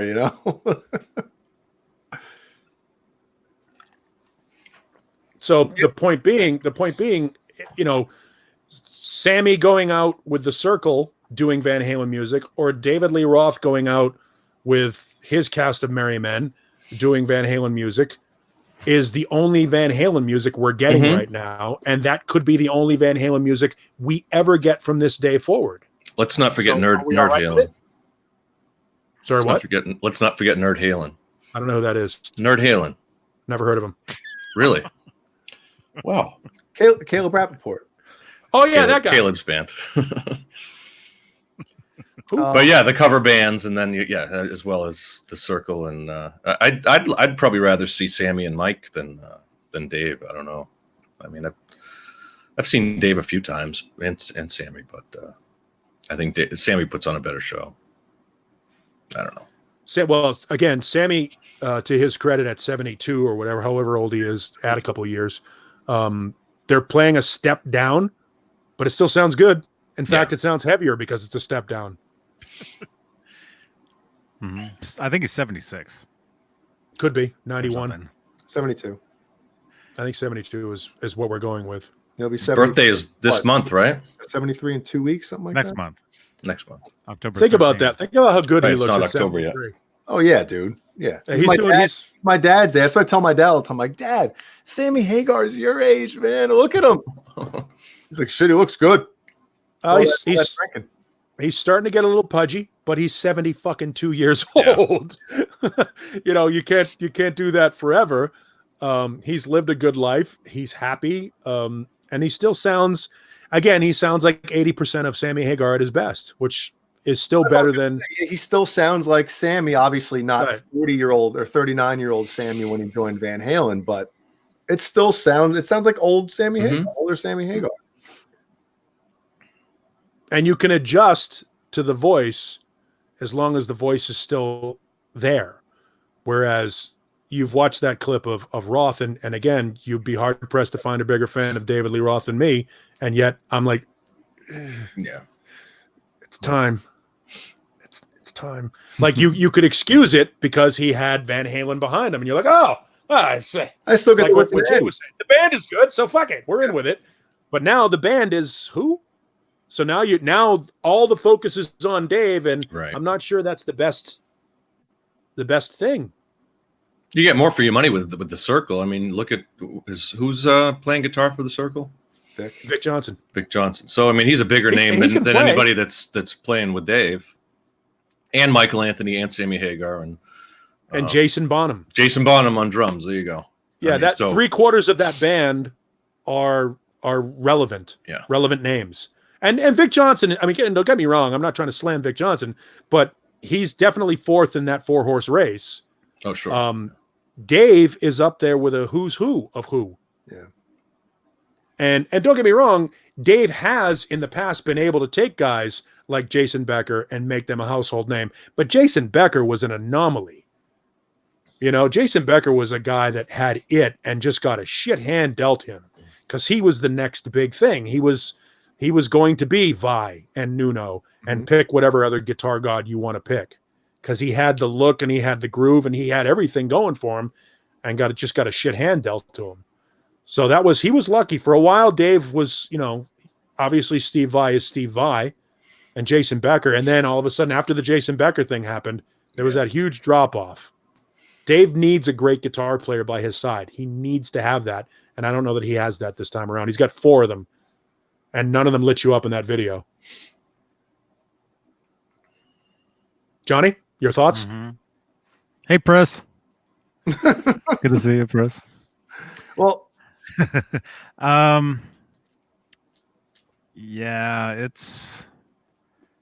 I don't know. It's possible I might go to one of those one of what? in Vegas. Go to what? The Roth show? Yeah. It's possible I might do one of those. How long is that tour or that residency, whatever it is? It's there's some dates in January and then some in March, I think. And I'll be going to Vegas somewhere around there, somewhere. So I'll let you guys know. Yeah, be sure to let us know. Yeah, but also, the thing is, you really can't. I mean, you kind of can, but you kind of can't judge something by a YouTube video. If you go to the club, if you see the thing in person, it's a totally different experience than seeing something and listening with earbuds. Yeah. And I do have to talk quiet because I was yelled at. And that was the first rehearsal, right? Wasn't it the first? It was a showcase, is what that was. Yeah, like what they did before A Different Kind of Truth down at Henson Studios. I went to one of those, and they do that in front of a live crowd to sort of work it out. Yeah. Oh, it was cool. I stood behind Tony Basil. Oh, wow. Mickey. She's still hot. Wow. I asked her if she was Cassandra Peterson, though, because I thought that's what she Elvira. Cassandra. Tony Basil was in what's that Jack Nicholson Easy Rider. movie? Easy Rider. Yeah. Which was 67, 68, and then she came out with Mickey in the 80s. Early 80s. Yeah, she was at Henson Studios. She was old then. This might be blasphemy, gentlemen, and any ladies in the audience, but Like Pris? I think if I had my choice of seeing like Halen with Roth right now or the Circle, I honestly think I might choose the Circle just because I know that those guys are having fun up there. It's real. It's real, yeah. A good You show. get a different show every night. Yeah, and I don't know. I just whenever I watch like the YouTube, because I didn't see the 2012 or 15 Van Halen tour or anything, but I've watched a booty load of the bootlegs and stuff, and listened to the audio. And Well, to me, it just looks it looks like they're not, especially Eddie. Like it's like he's smiling, but it's like I know Roth isn't singing good, and I'm forced. It's just I don't know. but that's the same thing. What I was kind of saying though, because I was there in 2012 and 2015, and one of the shows I went to in 2015, I was 10 rows back, and I spent the entire time just saying "OMG," and because I'd never been that close to Van Halen on stage, and it's an experience. I mean, even if Roth was a little out of tune, you're getting blown away by the volume. I'd love to see Ed at 10 rows back. Oh, it was incredible. It was incredible. And so, yeah, there is a huge difference between seeing something on YouTube and being there in person, at a show. Well, and of course, the Van Halen show is going to feel more epic and just like a bigger thing. Almost like a regular season game and a preseason game. Like, the Circle isn't going to be, in an arena. Right. But I just think, at my age and knowing the whole thing with Van Halen, you have a point.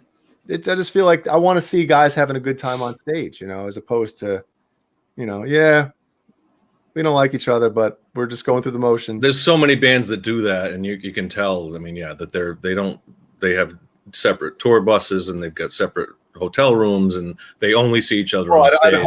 I'd hope they'd have separate hotel rooms at that. Well, I mean, separate tour buses. I mean, whatever it may be.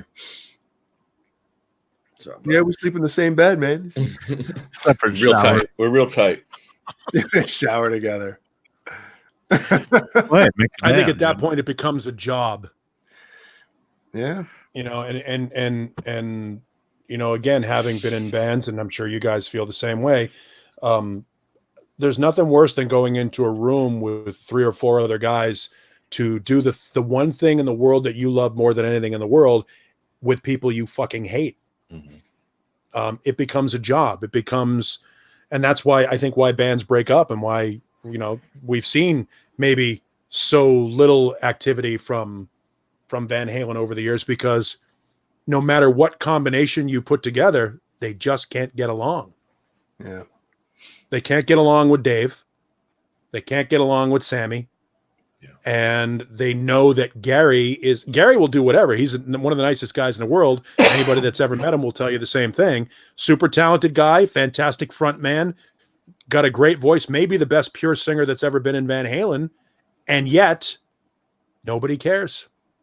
And so that doesn't work either, because Van Halen, going back to the legacy of the band or the value of the brand, Van Halen is never going to play theaters and clubs like the Circle does, because the Circle, those guys have fuck you money. So it doesn't matter to them. They're not doing it for the money. They're doing it because that's what they do. That's what a fish does. They swim. Van Halen are never going to do that. Ed doesn't need to. And I don't believe that Eddie and Alex Van Halen are going to play intimate venues anymore. No. I just don't think that's in there. That's on there. They would rather stop because they don't need the money. They would rather stop than lower themselves to doing that. I'd be happy with that if they started releasing some of the archive stuff, But Ed doesn't need. The only time that will happen is if Ed loses his guitar endorsement, because he's so busy building guitars now that he doesn't have to focus on the music. Who's the curator of the Van Halen library right now? It's Wolfgang.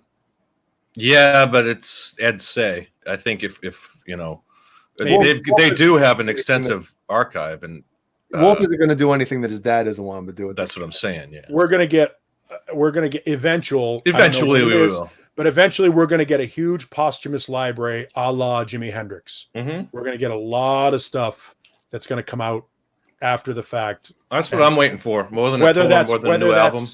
Whether that's 5 years or 25 years from now, that's going to happen. We are going to get the archive, so we don't have to worry. I'm not in a hurry to get that. I am. Nah. Well, I would love to hear that stuff. You know, Metallica's done it right with absolutely. They anniversary release everything. Re-releases But that's Metallica's focus. Mm-hmm. Metallica's focus is Metallica. Well, and Edward Van Halen's focus is Fender guitars right now. Well, and also I think Metallica is more in tune to with the exception of not remixing Justice, but they're more in tune to like what do the fans want to hear right now? Mm-hmm. You know, they want this old stuff, the riff tapes, and you know the not finished mixes and all the live shows that are completely terrible. They want to hear it. Yep. You know? They could put out another archive of Cliff music, and people would snatch it up. They could put out an archive of Jason music, and people would snatch it up, because that's their focus. Again, I go back to focus.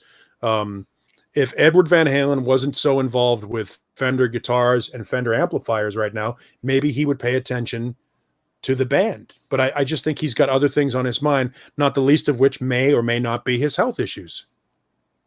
And again, going back to what John has said repeatedly, they don't owe us anything. No. So what we're doing right now is just selfish. Yeah, I love reading selfish comments like they owe us a new album. They owe us. Dude, come on, man. No musician. The only time they owe you something is when they said something. There's a concert. You paid for it, and then they don't do it. That's when they owe you something. And we've been lucky over the past even 20 years with all the stuff, YouTube and everything you can get online for free.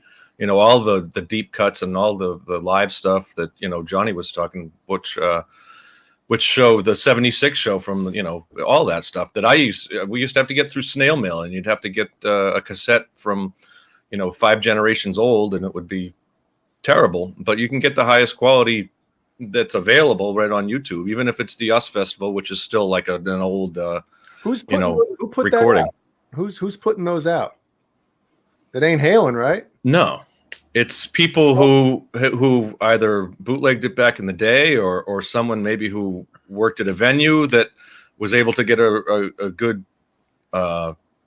cassette copy or a dub or something. And then there's people that are putting them on albums nowadays. That show from what was it, Japan or something? That Tucson, yeah, that was another one that has amazing sound, great sound, and a soundboard, and you know, if it wasn't for YouTube, we wouldn't have that stuff, you know, or we'd be getting it from snail mail still. Oh my God.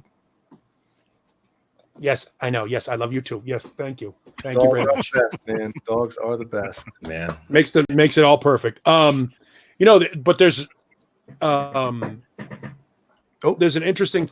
What the hell was that noise? I have seen some of that 5150 footage has made its way out onto YouTube as well. If you YouTube a video for It's About Time, you'll see some of that 5150 footage that was the cease and desist was put out. Right. Yeah. So some of that stuff is making its way out too, which is great for us to be able to see it. But is that video still up? I saw it the other night. I posted it on Facebook the other night. And I'm sure when they find it, they take it down too. You know? I remember there was a song, or there was an instrumental that was posted as well, and I think it was taken down. And I heard it, like somebody sent it to me and said, "Hey Johnny, is this real?" And I listened to it, but I just woken up, and I listened to it on my phone like this, you know. Is this real life? Hey Ned, you know. And I was listening to it, and I'm like, yeah, that's really them. And then I went to push play again, and it was like removed. It was gone, and it was a jam of Van Halen jamming.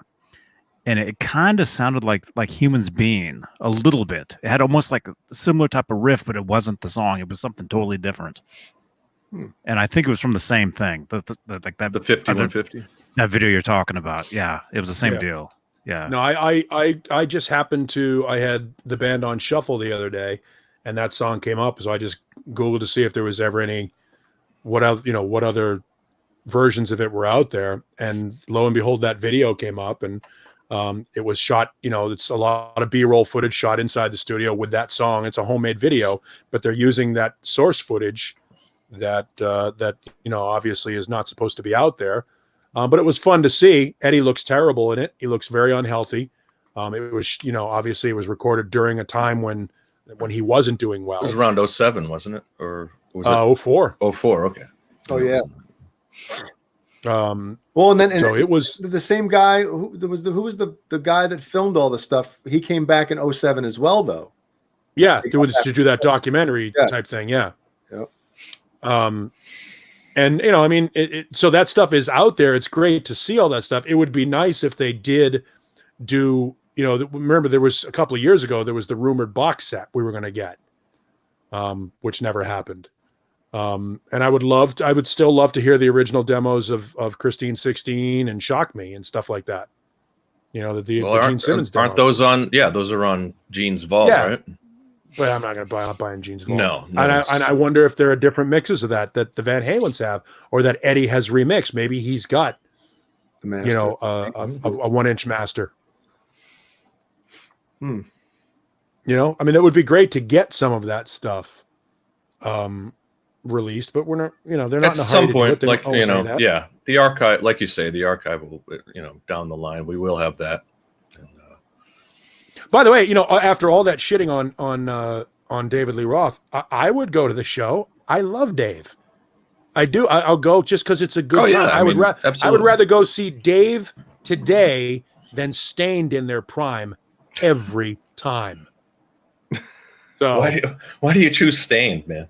Because they're the most morose, boring, depressing music out there. It's hide in your room rock. There's nothing joyful at a Stained show. That's nothing. So weird because today my wife had on some 90s mix on Spotify, and what's the one song that like their borderline hit, like Mud Shovel or something? Yeah, that came on, and I was like, shit, I remember this. Yep. There's no joy in that music. No, it's really like, down in the dumps, woe is me type music. Yeah. There's no joy in that. And that genre was kind of the same. But that album, sonically, it sounds awesome. I like how that. Oh, sure. No. But my point being, 30 years from now, there aren't going to be 4 guys sitting on the internet talking about All That Remains, right, or extolling the virtues of Ghost. That's just not going to happen. Like that is the absolute epitome of Dave's here today, gone later today philosophy. It's so disposable and nobody gives a shit. And again, until a band comes out that has a party, the biggest party band on the planet right now is a joke. Steel Panther. It's a joke. And I'm not saying that it's unworthy of listening to, because the musicianship and the songwriting is funny and it's great. It's an intentional joke, but it's joyous. At least it's joyous when you put it on. You're like, oh, I'm having a good time. Yeah. I would rather see David Lee Roth have a good time than go see Ghost or Slipknot, who I love for what they do, but I don't find any joy in that. It's not something that I go out to and say, God, I'd love to. Even Metallica shows now have become like Up With People. It's not like in 1988 when it was die, die, die. Now it's Metallica loves you. And you're like, oh, all right, well, I guess James loves us now. There's nothing evil or salacious about Metallica anymore. It's a great time. There's joy in that. There's an enjoyment part of it. I have no problem going to see David Lee Roth for that reason. Well, this is some big news. These pages are stuck together. Enough with the pages stuck together. Jesus. Every magazine I show, that's the big joke. What the hell? Going to continue. It would have been great if one of those pages was stuck together just because he hadn't opened it. He hadn't opened it in so long, or had spilled something on it like coffee, and the pages were stuck together. That would have been the greatest moment. There's probably several of them that are actually stuck together. That would have been so fucking awesome. God, I wish that would have happened. Right. Good night, Caleb. Yeah. Gene Simmons. This is Gene Simmons for BC Rich. Gene Simmons of Kiss. No, I With a thought great hair guy. I thought the big news was that you got all the pages unstuck together. Before the show, that's what I was doing. Gugan. You had them all sitting in a humidifier. Gugan. That's a real thing. I know. Good on and then Gugan. Good on.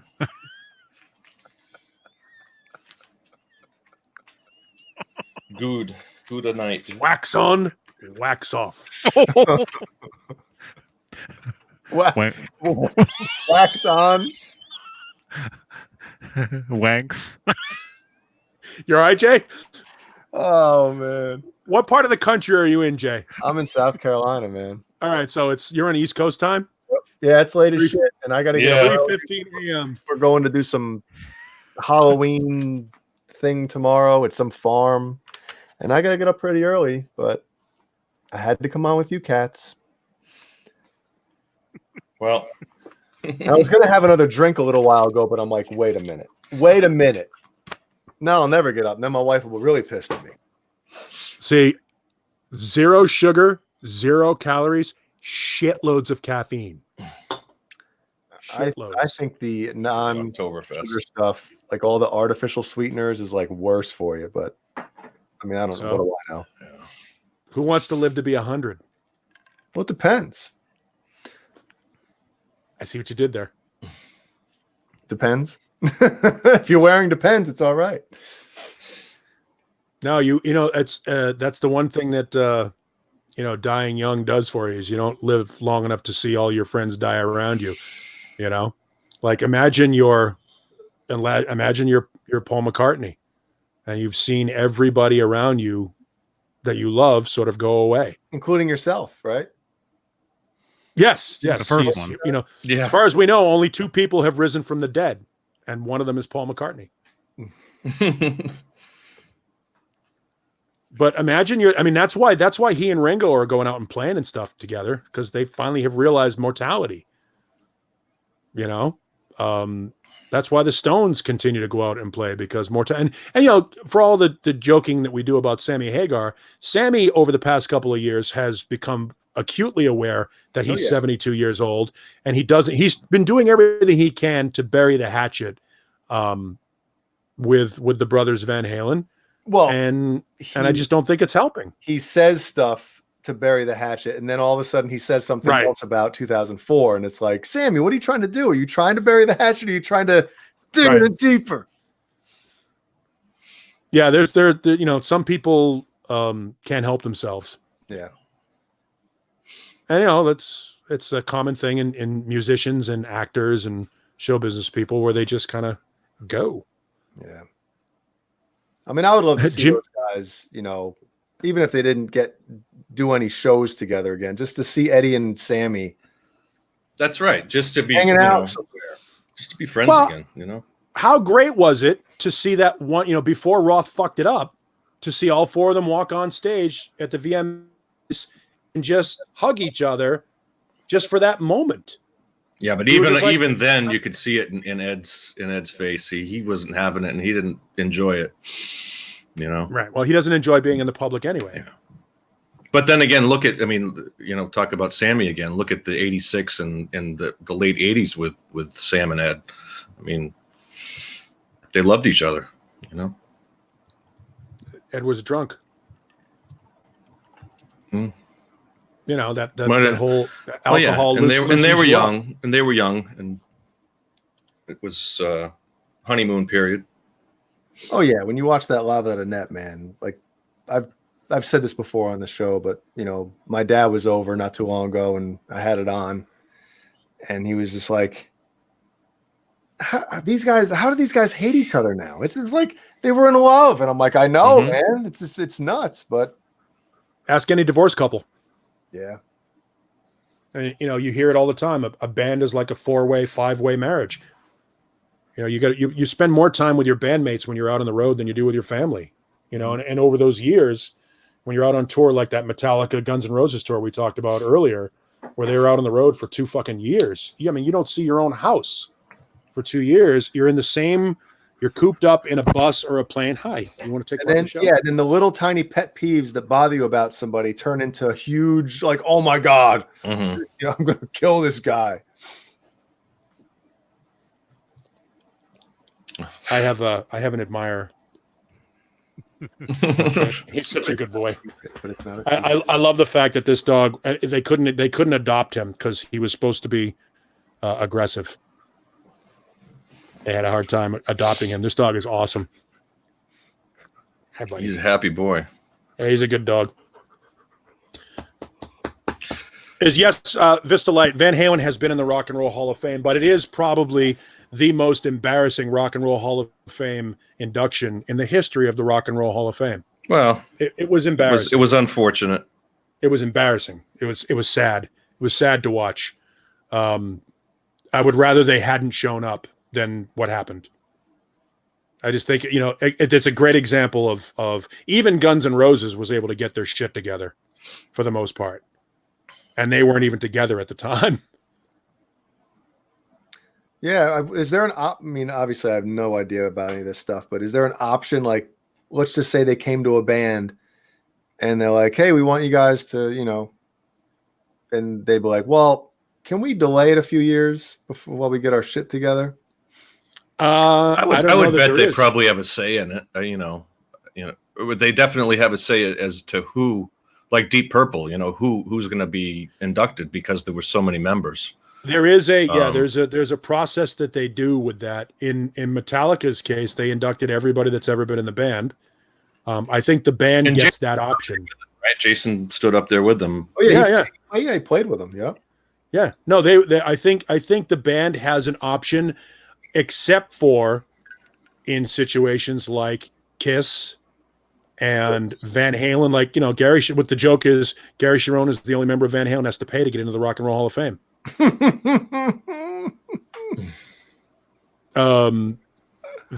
You got in Kiss's situation, they only inducted the original 4 members. So, and I think Eric Carr got in as well, because he didn't have to be there or anything like that. But you think about Tommy Thayer's been in Kiss longer than Ace Frehley was. It's got to be who played on the hits, pretty much. I mean, I think so. Yeah, that's what they do. And if you're a band that spans generations, like the Rolling Stones or like Metallica or Deep Purple, then I think it gets down to they start to whittle it down, and the band gets a little bit more say. Because obviously, when Journey got in, Arnel Pineda didn't get in, and Robert Fleischman didn't get in. So it comes down to the songwriting and the album credits, I think. Yeah, I think so. And it's not like he came in at a time when they were still pumping out the hits in the middle of their heyday and then put out a few more albums with number 1 hits on them. If that happens, like in Van Halen's case, then obviously, you all get in.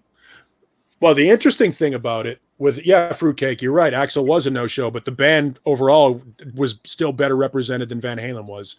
But then you've got I forgot where I was going with this. I apologize. Sorry, Fruitcake Tony, you got me off my hick. Finish your thought. I'll go back to it. I don't know what my thought is, but I know Pearl Jam, when they got in, didn't they not induct Dave, was his Ambrosies, I believe? Dave Ambrosies, yeah. Oh yeah, that's the point I was going to make with drummer. Yeah. And they shoved it right in him. The look at AC/DC. Bon Scott really doesn't deserve to be in the Rock and Roll Hall of Fame with AC/DC, because AC/DC's major output happened with Brian Johnson forward. Prior to 1979, all of those AC/DC albums with Bon Scott were failures in the United States. Highway to Hell was the first. It was only album. after the fact that those became popular. Highway to Hell was the first album that popped in the United States. After Back in Black came out, they then released all the pre-1978 albums in the United States. All of that stuff was only available in Australia, and outside the United States, it was all import stuff. Highway to Hell pops. All of a sudden, AC/DC starts to get big. Bon Scott dies. Back in Black happens. Boom. Then all of the Bon Scott stuff comes forward. That's why we still to this day have not seen the first 2 Quiet Riot albums released in the United States. because the Randy Rhoads years of Quiet Riot are irrelevant. And at the time with Bon Scott, they weren't relevant. After the fact, we all went back and went, oh, Jesus, this band is amazing. Fruitcake, I don't think Michael Anthony was very specific during his speech. I don't think he said he was in rehab. I think he just said, hopefully Ed gets better or something, or gets well. I don't think he said, because Fruitcake said Michael Anthony shouldn't have said anything about Ed in rehab. But I don't know if I agree with the Bon Scott thing, because those songs ended up being hits. No, after the fact, though. Yeah. Long after the fact. Basically, your argument is kind of like the new band with Brian Johnson made them massive, and then all of a sudden it's like, then we heard about the old stuff. Yeah. Because the point John was making was it's the band that wrote the hits. Well, the band that wrote the hits for AC/DC was 1980 forward. But you could also look at it as if it wasn't for Bon Scott, Brian Johnson wouldn't have, AC/DC wouldn't have. I don't disagree done with anything. That. I don't disagree with that at all. What they became. I was just using AC/DC as the example for a band that when you say it's the band, it's that version of the band that got big, that should be inducted in. I'm sure there's a lot of true. technicalities that it comes down to with well, the only way I think I would agree with that is if, like, they put out a few albums, they get a new singer, nobody's ever heard of them before, they put out the new stuff and a bunch of hits, and then you listen back and you're like, yeah, that old stuff is shit. It's like Faith No More. I mean, they put out a few albums before Mike Patton came along. Yeah, right. They sucked. And it was completely different. But then they broke after Mike Patton. I would say that about Genesis. Sure. There's a lot of bands you could absolutely. I would say prior to Phil Collins, if Phil Collins had never joined Genesis or had never replaced Peter Gabriel in Genesis, he was always in the band. But he would not be. He would, as the leader of the band, if they hadn't changed and written those songs from Duke forward, Genesis isn't in the Rock and Roll Hall of Fame. I don't think many people know about Genesis if Phil Collins doesn't end up being the singer. Right. And that's the exact point we're trying to make is with AC/DC and Brian Johnson. And by the way, I don't think anybody disagrees that AC/DC are one of the most legendary bands to ever walk the fucking earth. And Bon Scott is an unparalleled god. He was amazing. And I prefer the pre-1980 AC/DC over the post-1980 AC/DC, even though the post-1980 AC/DC is fucking amazing. But the point being, the band that opens the door for that back catalog moving forward, certainly gets into the Rock and Roll Hall of Fame. And then at some point you have to go back and say, okay, like Stu Sutcliffe and Pete Best are not in the Rock and Roll Hall of Fame with the Beatles. Mm-hmm. It's not everybody gets in. Right. But could you imagine if they came out when they joined the Rock and Roll Hall of Fame, AC/DC, and said, no, Bon Scott isn't in? Yeah. People would have been going bonkers, man. Right. Well, but I mean, there are guys that Dave Evans isn't in. I don't know. And he's on the first couple of records. Wow, I didn't know that. I'm not a huge AC/DC guy. I like them. Don't get me wrong, but let's not go there. Yeah, let's not go there. Let's not go there. Actually, you know what? I'm not an AC/DC huge fan. I like a lot of their songs, but I'm not like, I don't think I've ever purchased an AC/DC record, but I do like Thunderstruck is awesome. Is Guns N' Roses in Rock and Roll Hall of Fame? Yeah. Yes, they are. And with who? Who did Steven Adler get in? Yes, Steven Adler get in. Matt Sorum get in. Gilby Clarke, I don't think got in. He wasn't on any of the big albums. Gilby replaced. No, he replaced Izzy, and Izzy played on both Illusions, I think, didn't he? Yeah, I don't think Gilby Clarke got in. That would make sense. But Matt Sorum did, because he did play on the Illusion records. Even though Gilby played on the Spaghetti Incident, but that's a covers record. Yeah, I mean it's not. It's covers are. I would consider that Guns N' Roses really only had 2 albums. I mean, 3 if you count Use Your Illusion as 2. But they should have, in my opinion, they should have whittled that down to 1 record, and then it would have been. They could have. They certainly could have. Definitely. There's too much filler on both. There's a lot of filler on that. Yeah. Mm-hmm.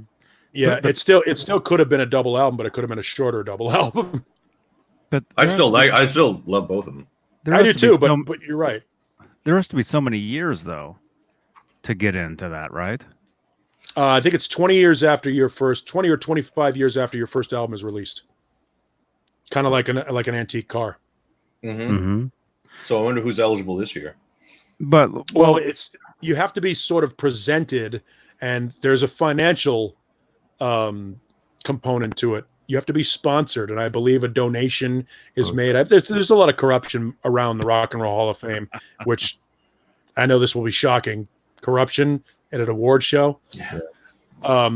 But there are certain bands or artists that have taken way too long. Like Bad Company's not in the Rock and Roll Hall of Fame. How's that possible? Judas Priest. That was one that was up for a couple of years ago. Judas Priest, Iron Maiden. Judas Priest. We had. You can go back and find this audio too. I've had a couple of good moments on our radio program. That's the one band that I voted for to actually go and get into the Hall of Fame was Judas Priest. We had Rob Halford on our show the morning he was notified that Judas Priest had been passed over for the Rock and Roll Hall of Fame. He read the email that they sent him on the air. Wow. That's and awesome. in the email, and if you and I don't want to do the plug early, but if you go to my website, we'll do the plug at the end of the show. If you scroll down, you'll find the Judas Priest, the audio of Rob Halford reading the email on our radio program. And at the end of the thing, it's like, we invite you to come visit the Rock and Roll Hall of Fame. It's like a solicitation. Oh, jeez.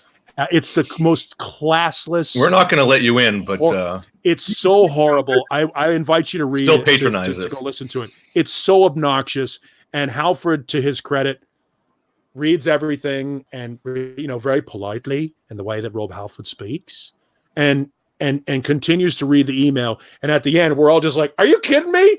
That's how they told you." He got an email. Wow. That morning, and he happened to be on our show and read it off of his phone. There's video of it somewhere online.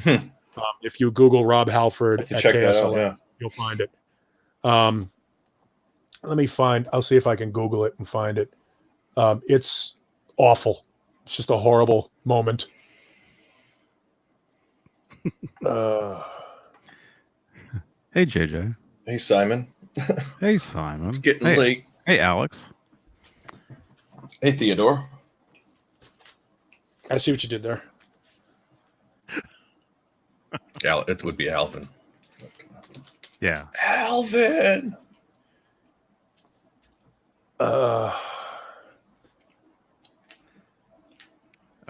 Thumbs up, everybody. Leave a thumbs up. That's right. I'm trying to find that video for you. I apologize.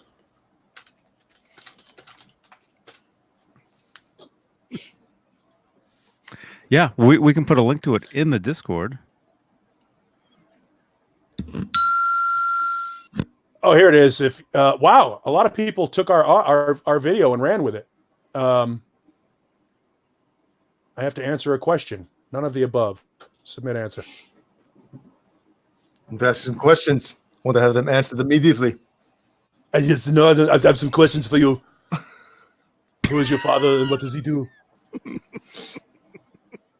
I got to split, guys. It's 3:30.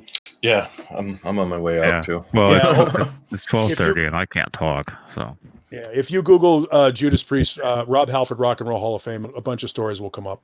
So they basically sent him a when you An email. send a thing, Wah, wah. an admission letter or something from college, and they send you the basic. They send to everybody that you're not getting in. Yeah. It was sort of a form letter, and at the end of it, it was, well, if you're ever in Cleveland, we invite you to come visit the Rock and Roll Hall of Fame. I was like, did they send you a discount coupon too? Did they give you something? 2 free tickets. It was 10% such a off. middle finger. Such a middle finger to that. Judas Priest, Iron Maiden, Motorhead should all be in the Rock and Roll Hall of Fame. Thrash metal doesn't exist without Motorhead. Fact. Black Sabbath invented metal and Motorhead made it go fast. None of those bands since then, the Slayers, the Anthraxes, the Metallicas, the Megadeths, anything that plays Slipknot, Rage Against the Machine, you name any band that plays heavy, fast music owes it all to Lemmy and Motorhead. The fact that they're not in the Rock and Roll Hall of Fame is a grave injustice. Judas Priest, Iron Maiden should all be in. It took Deep Purple way too long.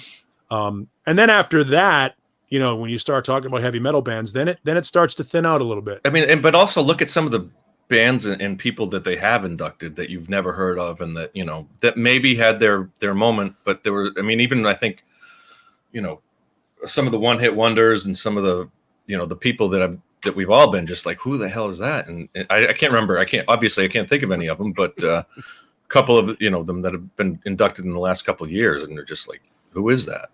You know. Well, and there's a lot of these one-hit wonders from the doo-wop era of the 50s that go in too, because they're right. pioneers. Or even a band like the mean? Cars, which I love the Cars, but I mean, are they any more successful than Judas Priest or something like that? You know. Well, no, anyway, but they're critical darlings. Yeah. Well, how many hits did they have in the 80s? I mean, they had dozens of hits. They were huge in the MTV era, man. You know. Mm-hmm. And it's been over 25 years. Actually, Fruitcake Tony Gilby did play on Spaghetti. He did play on the Spaghetti Incident. Uh-oh. No, it was just he was saying he didn't. Didn't Spaghetti Incident come out before Illusion? No, 93. Okay. Spaghetti. Spaghetti. Oh. Super spaghetti. Well, I'm going to split, guys. All right. Yep. I think we're good. Talk to everybody later. I'm tired. Well, have a good week, Jay. Take it easy. And everyone in the chat, thank you. Thank you for hanging in there. 56 still watching. Have a great week. Have a great week, everyone. And tune in for 80s night on Tuesday for Johnny and Mancuda and Jay and the whole gang. Oh, well, Dave and the whole gang. Whatever it may be. Whatever that is.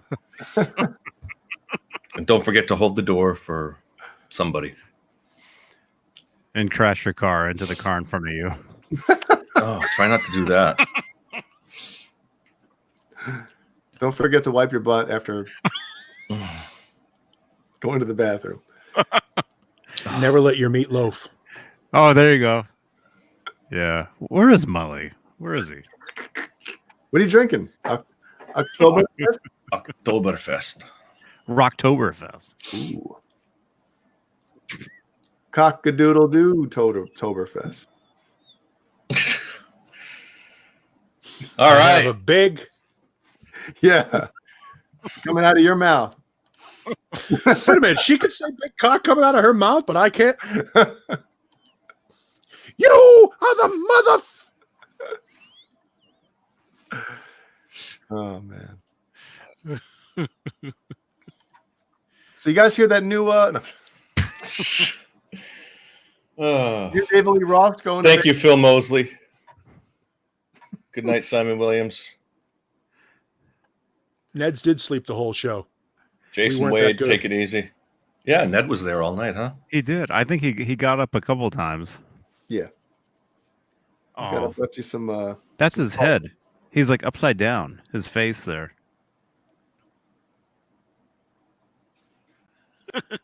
Upside Good night, down. Ned. Oh, there he is. There he is. Oh. Oh, now he's. Now he's going to lick himself. Oh. Okay, well, I'll say johnnybeane.com, you guys. Check it out. Here, let me type it in here real quick. Yeah, type in your links. Do you get everybody that has links? Type. Wait, HTTP. How does that work? I don't know how to type in my links. Night, fruitcake. There's my link.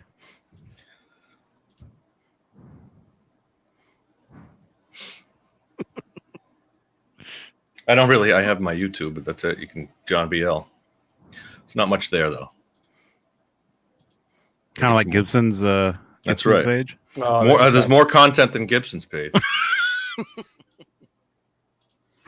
Yeah, if you go to Neanderthal.com, it's easy. Awesome. Follow me on Instagram. Like. Oh yeah, I have that here actually. I can do that.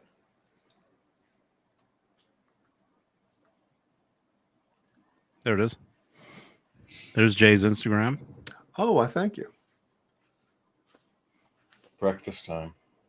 It's just about that time. Up for What? breakfast. That's not a link.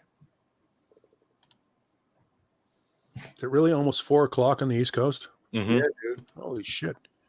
Now, what time is the sun coming up there these days? Probably 5.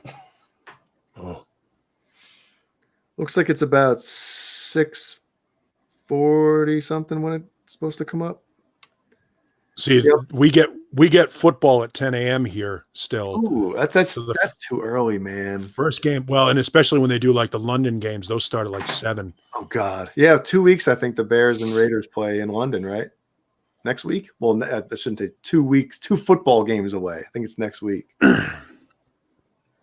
Yeah, that's going to be a fun game to watch. Not a fan of that, But the London games, it's dude. They don't like American football over there, and we just keep doing it. And I think there's 4 games this year over there, dude. They usually just do preseason games. No, that kind of it used to stuff? just be 1 game a year, and then I think maybe last year they did 2. This year they're doing 4 games over there, and I'm like, and I think they're doing one in Mexico City. I was going to say Mexico Mexico's City. the other. Yeah. And then they do some in Canada now too. Although they tried that preseason game in Canada, that didn't work out so good. That Raiders-Packers game where they basically played on an 80-yard field because the grounds crew took the goalposts out of the end zone, and there was a huge divot. And they were like, "Well, we're not going to let these players run across that divot." Yep, so stupid. Johnny really wants to go now. He's like, Jesus, guys are talking about freaking football. Wow. I thought we already said goodnight. I know. I think we're good. We're off the air, right? Yeah, we're not on. Oh, I can't fucking stand. We're not really on. I see live. Oh, we're live. Penis. Thanks for tuning in.